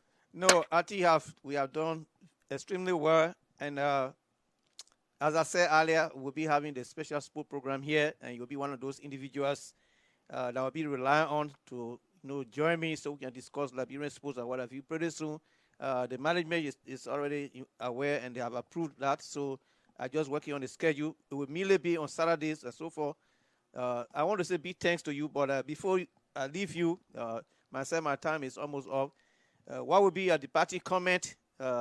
You've done extremely well. I mean, you have educated us. I believe the audience are really terrified. I see some ratings here. People are commenting or what have you. So you did very well, and I just want to say thank you to you. But before I leave you, what would be your departing comment? Perhaps there's something you might have, I might not have asked you that you want the audience to know. So go right ahead as a departing comment for today. Just Let me inform you quickly. As I told you, this place is filled with a lot of athletes. Alexander Chinikin, that midfielder, is also here watching. So the audience is very huge here today. So just to let you know about what would be your departing comment for today? Just want to say that I'm very grateful to Liberia. I'm very grateful to the guys that I play soccer with. You mentioned Crazy Chiniki, Big Nose Kajebo. I'm still I'm still stupid Simon, so I'm going to continuously do that. I'm going to say that. I love that. But soccer have brought me so far. Soccer in Liberia that began in Liberia has me on my feet today with a family, you know, with a family don't living in America. Yes, you live in America, but you have to be able to do something. And soccer is still part of my life here. It's my primary work that I do here, coaching. So I do appreciate that. It's brought me a long way. Hey guys, if you have the time, invest in yourself, go to school, and then put soccer, put what you do serious. Work on yourself. That stupid Chineke and I would wake up in the morning and run on the beach miles and miles and miles. Who asked us to do it? Nobody. But invest in yourself. Moreover, be a humble soccer player. Respect, respect, respect your fans. Respecting your fans, including what you do with yourself, where you take yourself, how you dress yourself, how you go about with yourself. Respect your fans. And the biggest thing I get back from soccer today is the respect. Is the fact that when I walk down the street, someone looked at me and said, "You're Simon Mata." I tried to say no. I tried to hide. I said, "That's him. Hey, sign this paper for me." Yeah. Hey, trying to tell the kids, say, "Look, this guy is so so and so. This guy is so so so." I don't live for that, but it comes my way, and it's because of how I presented myself at the time I played. I didn't want to be that big-headed player, pompous, and the rest of that. I just want to be that. I was just that simple person you can reach to. You could say anything to, but you must also respect your fans. You must respect yourself. Present yourself properly to represent our sport. I love it. Thank God for life. You see, the sun is hot. I have a dirty car my son brought home. I gotta go out there and we gotta wash it together. That's part of humbling yourself, Doc.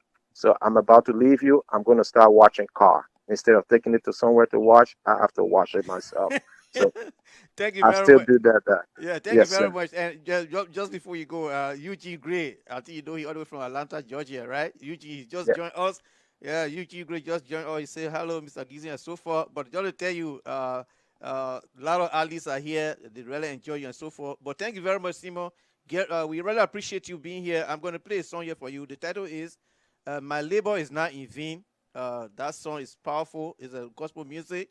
And then I'll be playing the second music after that. That will be for your wife. Her name is Fanta, right?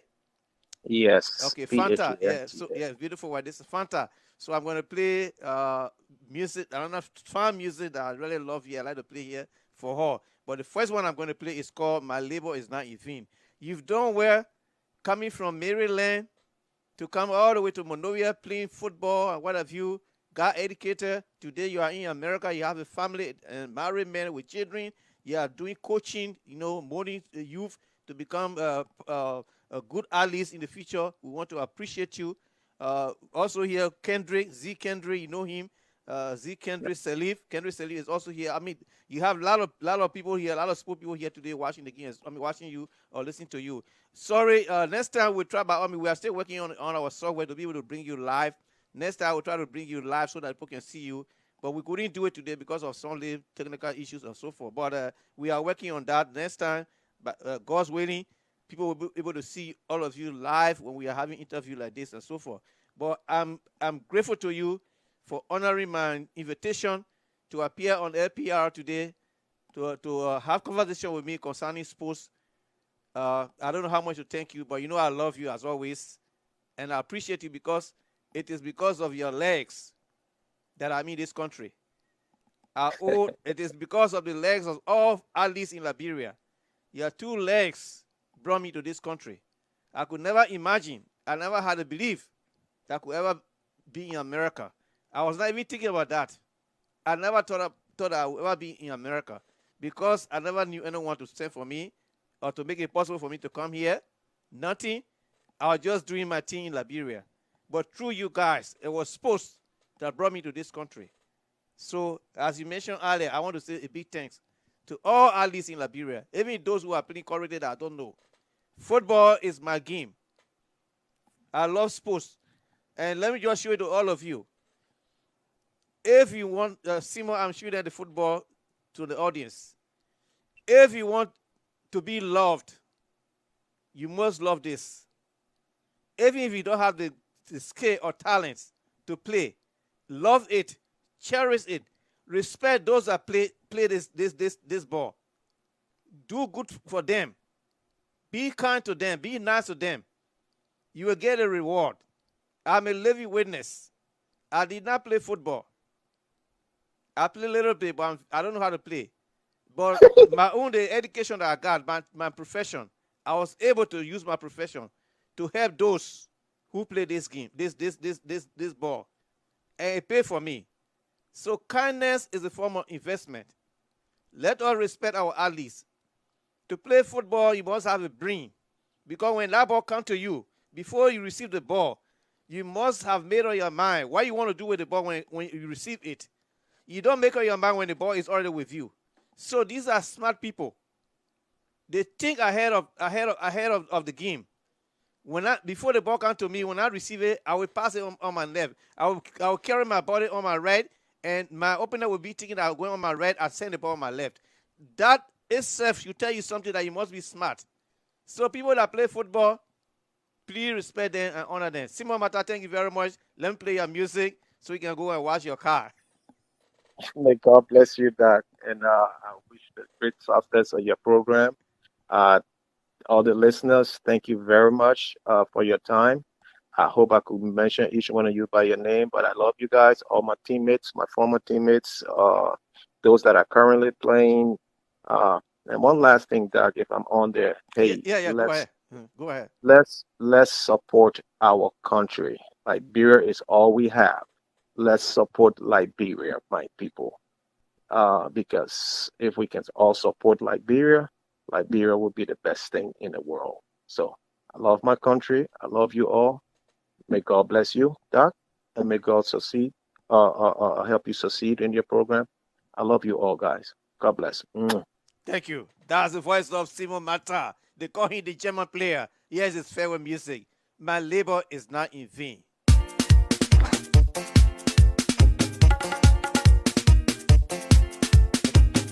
Hallelujah! This year is an assault year. Hallelujah! Yay! Sobeya leo, sobeya leo, sobeya leo, sobeya leo, sobeya leo, sobeya leo, sobeya leo.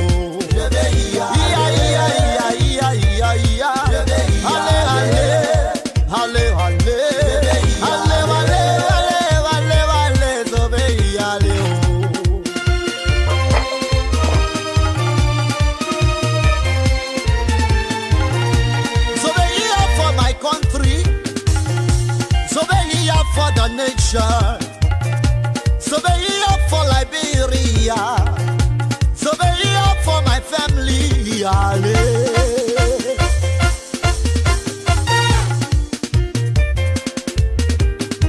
know my name is written up in heaven. I know my name is written up in heaven. I know my labor in the Lord is not in vain. I know my suffering in the Lord is not in vain. I know all my struggle in the Lord not in vain. The Lord knows all of my problems. The Lord knows what I am going through for His kingdom. The Lord sees all of my problems. I know. Sometimes people they mock at me, no. Sometimes people said I'm good for nothing. Sometimes people I'm getting nowhere. Sometimes people say I am getting nowhere. But I know my name is written up in heaven. Yeah. Aho, mona ekri aho laba. Hallelujah. Yeah. I know mona ekri aho laba. Laba lele, laba le, laba le, laba le, laba laba.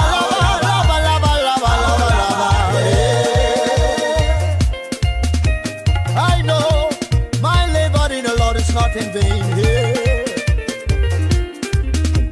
I know my labor in the Lord is not in vain. I know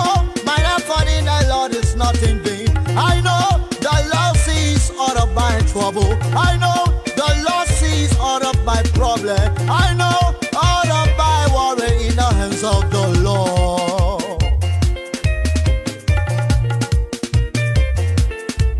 People mocked at me, say I'm good for nothing.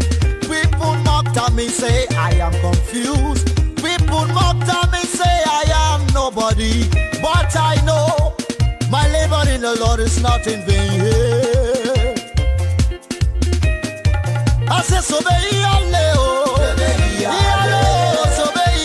when Simon that used to jog from Monrovia to Shefflin, it was not in vain. When the boys used to jog from Monrovia to SKD complex, sometimes without food, it was not in vain. So they up for my nation. So they up for the government. So they up for my music. So they up for Liberia. So they up for the life of Yale.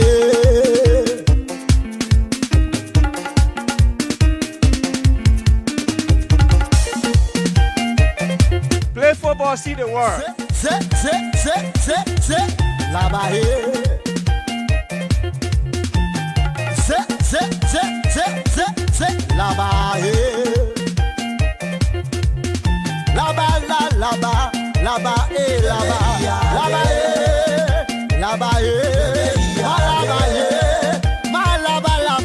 This is for Simon Mata as a departing music. Also for all the allies of Liberia, your labors is not in vain. Continue to play, continue to practice. I will press forward. Their success is first. I will never give up when problem comes my way. I will move forward for his kingdom. I will use my voice to glorify the Lord. I will use my hands to work for him. I will do things that will glorify my Father in heaven. Oh. I know all of my labor is not in vain. I know all my labor in the Lord is not in vain. I know the Lord sees all of my trouble. I know the Lord sees all of my trials.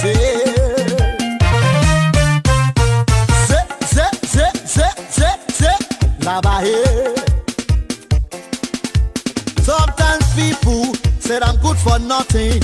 Sometimes people say I am going nowhere. Sometimes people say I am crazy, crazy for the Lord. I will praise the Lord everywhere I go. I will praise the Lord anything I do. So veia leo, so veia, so veia, so veia, so veia, leo. Suba, hallelujah.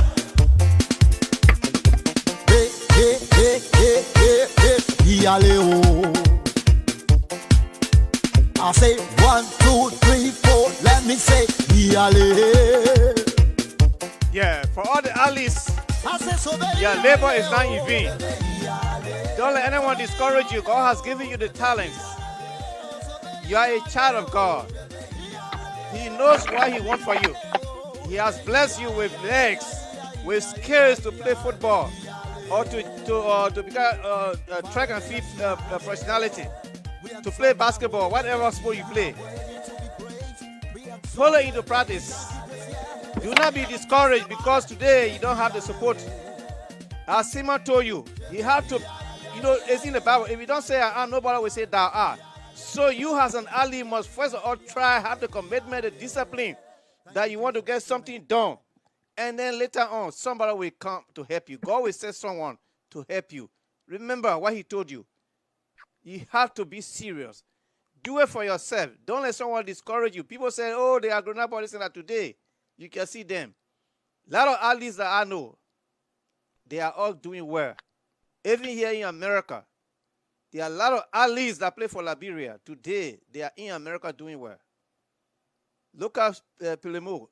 Look at Anthony Gray, Opata Lawrence. Look at, all the guys. Solomon Joe, all the guys are here working.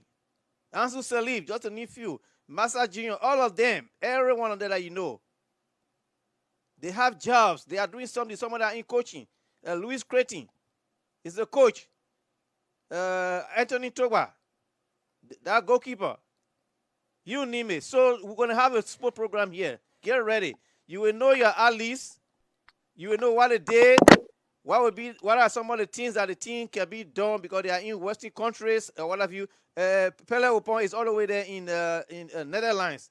Pele Opon, you know him. I'll be bringing people like that on the program. So get ready.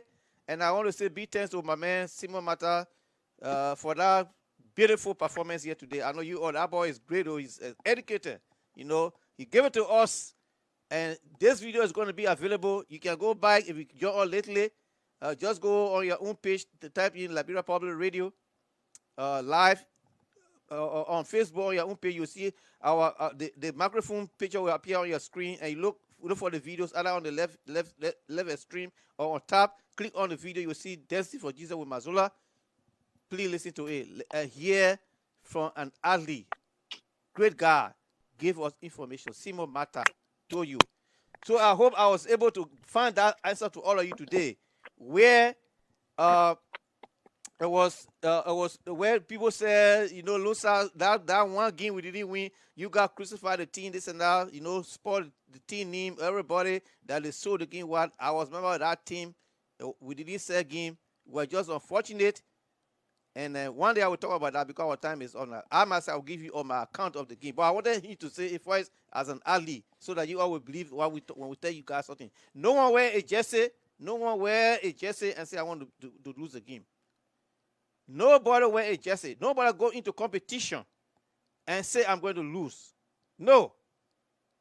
If I'm wrong, let someone call right now before I leave. Tell me, Mazola, you lie. I went into competition. I went there merely to be defeated. Please, you can call if I'm lying, okay? But I know there's no human being that go into a competition. I don't want to come out victorious. Today we have an American Idol. We have a Liberian that is being represented. Just Sam. She wants to win tonight. She didn't take part in that competition to be defeated. So, folks, please stop, you know, accusing people falsely. What have you? He told you. I was the middle of the team. I know. Even when these guys used to be playing, sanity I used to do before they play. Somebody got so on a B2. For example, Washington play. When Barrow went to play Kotoko in Kumasi, the only number 5 Barrow had. You know Washington play. Can you imagine? Bante Barrow is playing and Washington play can't play. It was not easy. The ball had so on it too. I had to numb that too. I had to numb the man, give the man local anesthetic. A toe was numbed for him to put a leg in the boot and go play for Matthew Barrow against Kotoko.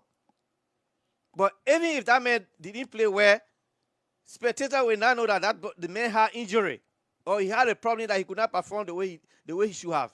He didn't know. But I knew. You never knew. But he criticized the man.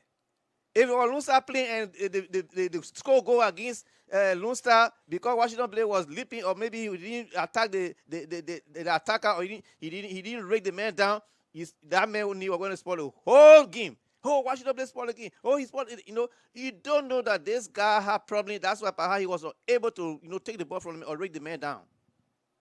Because you're not part of the team. You are way up there as a spectator. Sometimes some of these guys used to have injuries, but because of their importance in the game. Football is psychology. I can remember somewhere we went. President, we have today, Joe, I'll call Joe, Upon. Upon was nowhere. Upon was nowhere. But because the man was a great player, what have you, psychologically, we put him in the game to make the opponent scared. But the opponent did not know that the man had injury. The last game in Sierra Leone, we went to practice. 10 to 15 minutes, Upon got injured. The whole night we were on him, the Maswa and I, getting some medication, what have you. He drew the team. He could not start the game. That was the last World Cup game in Freetown. He sat down and his boys were playing. 70 minutes went into the game. No score, goalless draw, goalless game. The last 20 minutes, Joe, we are in the game. And my people, what happened? When God said, it's for you.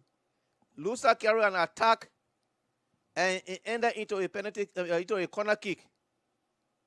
When that ball was lobbed into the 8-yard box, why you call Tabella? Why you call Nehole? Joe, we are somersaulted like this. When that ball hit the ball, it went straight under the bar. It was a goal. That's how we won Saturday, but we not qualify for the World Cup because we didn't win the game Monrovia against Black Star. And then all of you just started fabricating stories why Lusa didn't win this and that because of ABCD. Whatever. You know, it wasn't so, my people.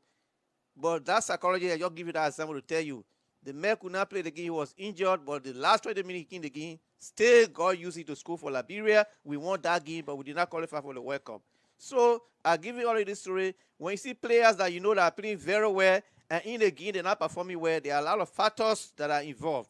If you don't know, just accept it as a game that maybe that day, they're not the main day, or that person, you know, not in the game, as we always say, or just conclude what I'm telling all of you today. Say, oh, maybe that person got injured or something wrong with that person because he doesn't play like that. Today he played below standard. Don't just criticize a person. Try to educate yourself. Think positively. Why this guy always playing good football today? He played below standard. You try to investigate. You can go to the individual asking, look, my man, I admire you, but this last game you didn't play well. What was happening? He will tell you, oh, my man, I was it too well, but the boy just forced me to give because, you know, I just got to play for our country. But something was wrong with me or what have you. The person will tell you, then you will get to know. Okay, my people? So let me play the final music now for our man, Simon Mata, wife.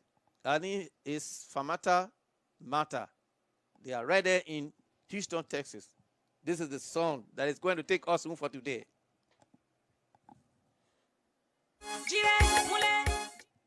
Oh no, that's not the song there. This is it here.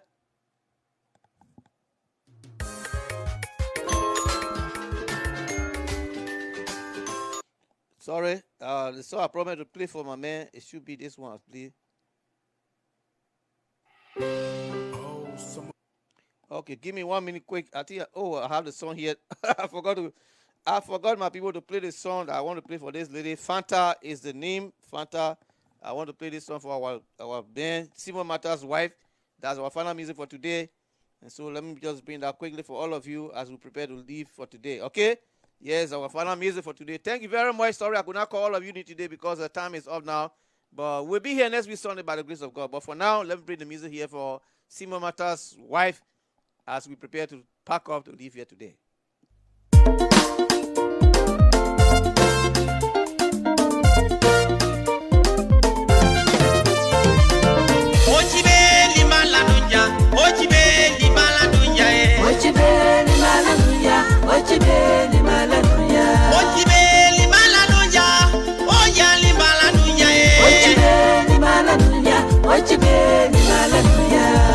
Doctor Benjamin Windenos, Kulakwe Kanu, Pinga Chateres, Pinga Payamino, Pinga Kumaros, Bombosia Haba, Yemasia Polin, Doctor Limbala Nujae,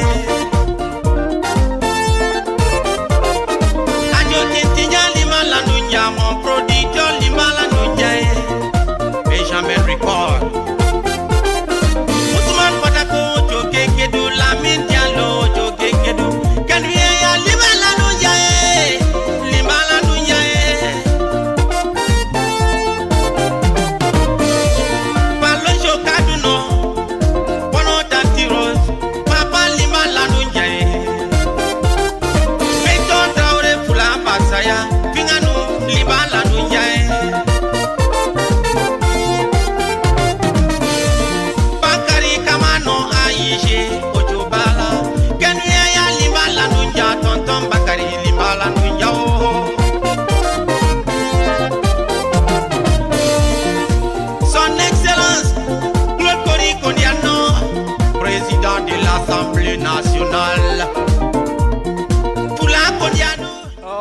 Smith, thank you very much. She said I have new music, Mazola Gizzie. Okay, please invite me that music so I can play for the audience. That's Etta Smith, that fabulous musician from Liberia. They call her female Morris Dolly. She's right here in Philadelphia. She says she got a new music, and we'll be introducing it pretty soon for all of you.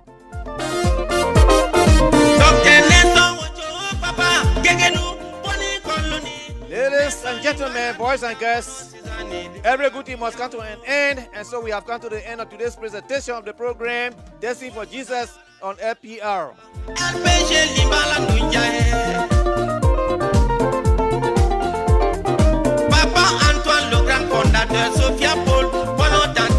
I want to thank everyone for joining in. Many thanks to all of you who have saved time for this program today. Words are insufficient to show you my appreciation, but may God bless you and give you long life. I hope you have enjoyed every presentation here today. If you did, the invitation is yours to join me next week Sunday, when I will be here by the grace of the man above to bring you another presentation of the program, Dancing for Jesus.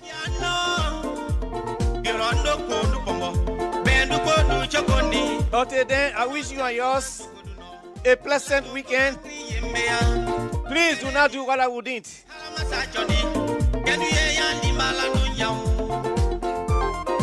Never try to spend more than your income.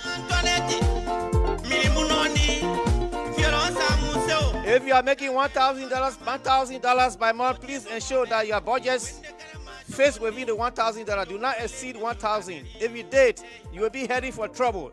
And when you are caught, you will be disgraced. You don't want that.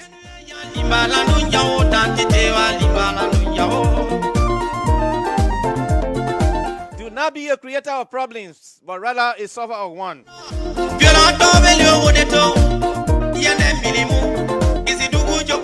Success does not come by sitting and waiting. You must be up and in search of it.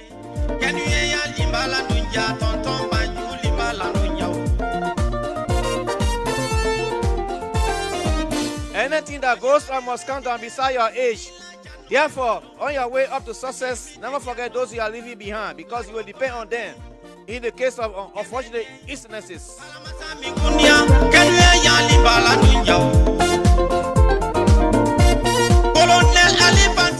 Always remember, there will be times in your life when people will treat you bad.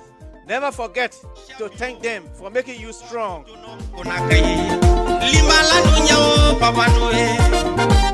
Love is not just a feeling, it is also a choice.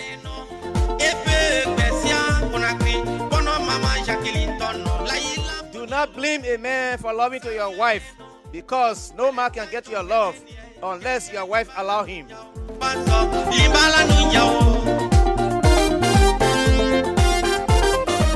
It is not what on a woman that makes her a winner, but what she's got within her.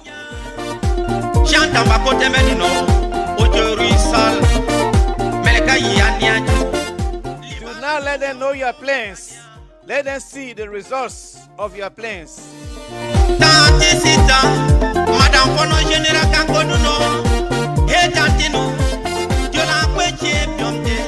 You cannot force someone to respect you, but you can refuse to be disrespected.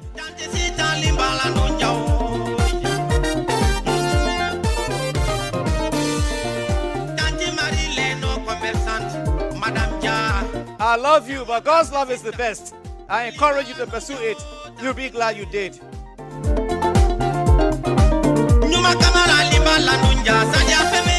Birds of the sea feather fly together. In Italian we say, Parebus comparibus faciliatus congregatus.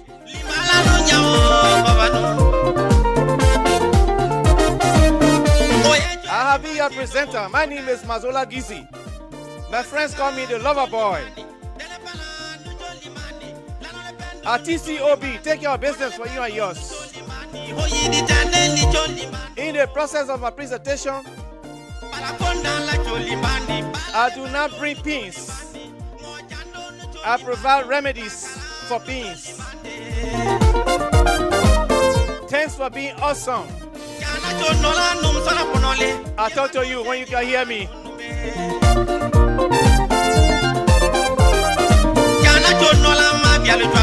Mesdames et messieurs, bonjour encore. C'est votre ami Mazola Gizzie, le nom de bonheur. Je vous remercie beaucoup pour votre attention.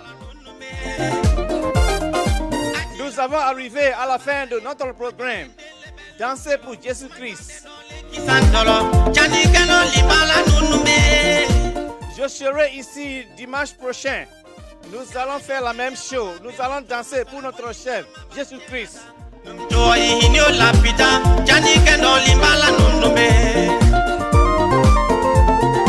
N'oubliez pas de dire merci à Dieu parce qu'il nous avons donné la paix, la vie et l'amour.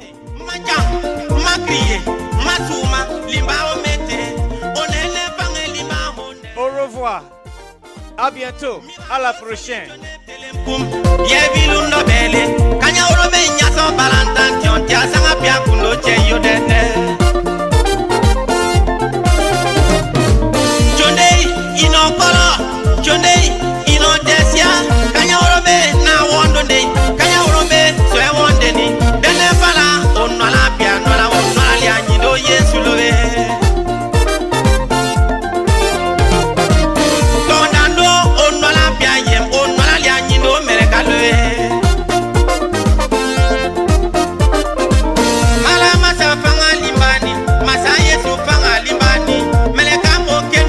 To everybody, I'd like to say, this whole coronavirus thing is kind of getting serious around here. It's even slowing our jobs. Our job is kind of being slowed down, and I would like to say to everybody, got to keep yourself safe. Wash your hands at least for 20 minutes. I believe like 20 minutes is kind of long.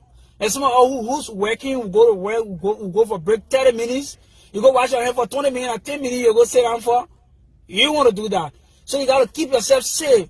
So all I want you to do, get to the store, buy yourself a hand sanitizer trouser. Jesus is Lord. Buy yourself a hand sanitizer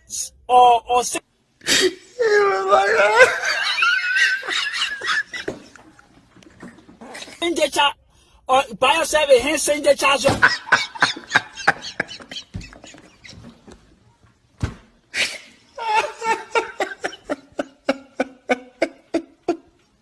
All right, okay, Bless you. Bless you. Bless you.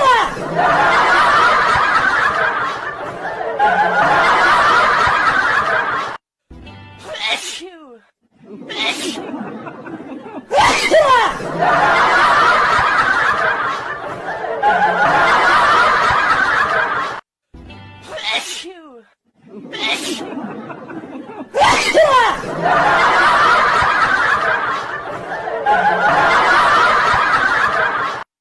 Can't afford to be like everybody else.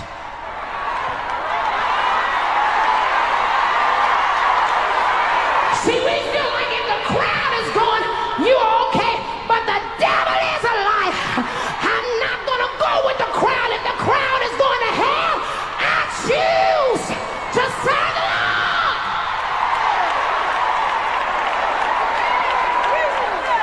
Don't care if your pastor's going, I'm not going.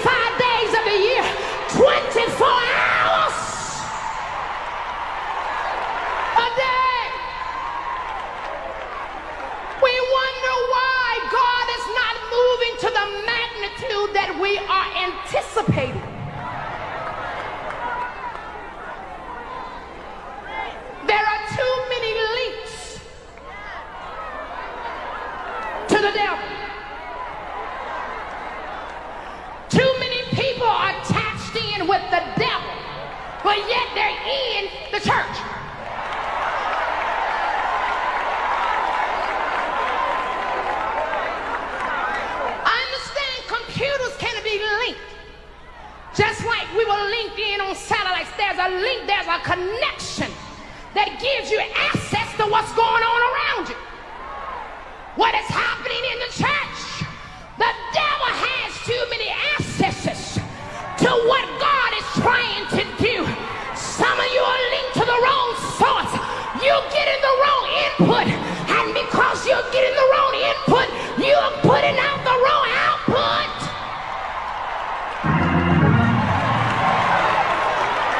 Reason why you don't be faithful, you're not linked in to the true source.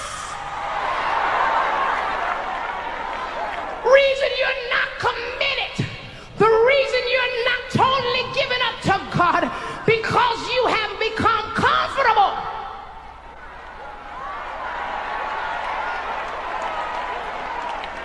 We have too many comfortable saints. You have become comfortable in your mess.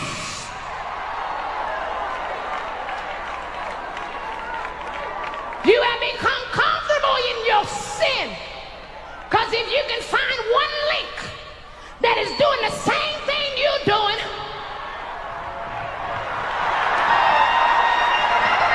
then you feel like you are okay. But the devil is a liar. God said, be holy. What do you mean by be holy? It means to be sanctified, to be cleansed, and set apart for the master's use.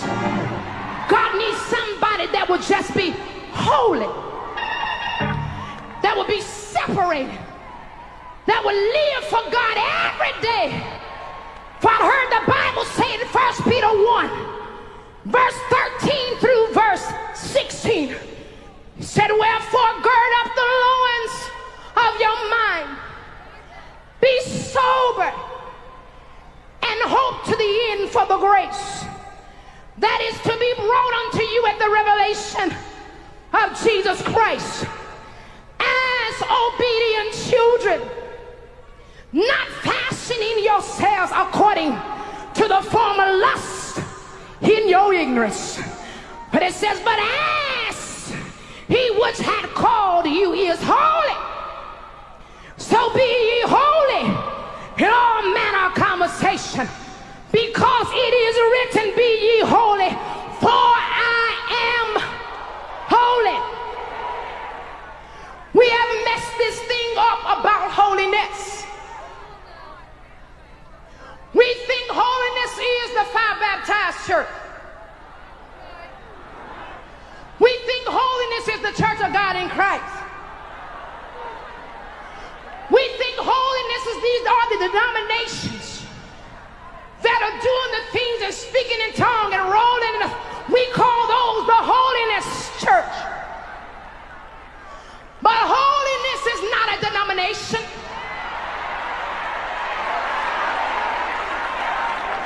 Holiness is not an organization. Holiness is not a fad or a fashion. No earrings, no makeup, no jewelry, and long dresses down to your ankle. That's what we call holiness. Holiness is a lifestyle. Holiness is a way of living. What are you trying to say? You can be Baptist and be holy. You can be Church of God and be holiness. Whatever denomination you're in, oh, God said wherever you are planted, be holy.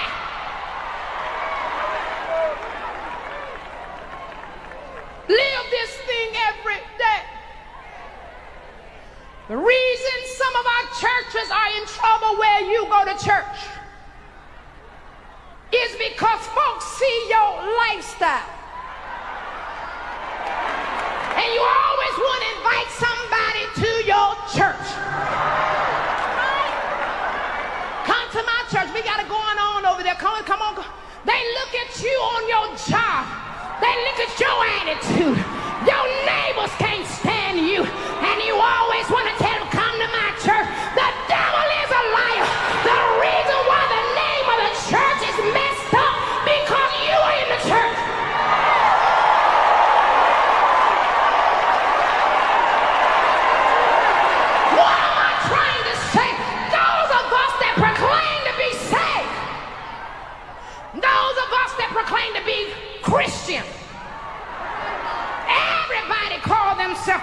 confession these days. But those of us that are confessing that we are Christians, people are looking at your example. And the reason they don't want to go to church with you, because you cuss as much as they cuss. They don't want to go to church with you when you popping with them on Saturday night at the club. Then you in the choir stand on Sunday morning singing Amazing Grace. That's what's wrong with the world. They see you.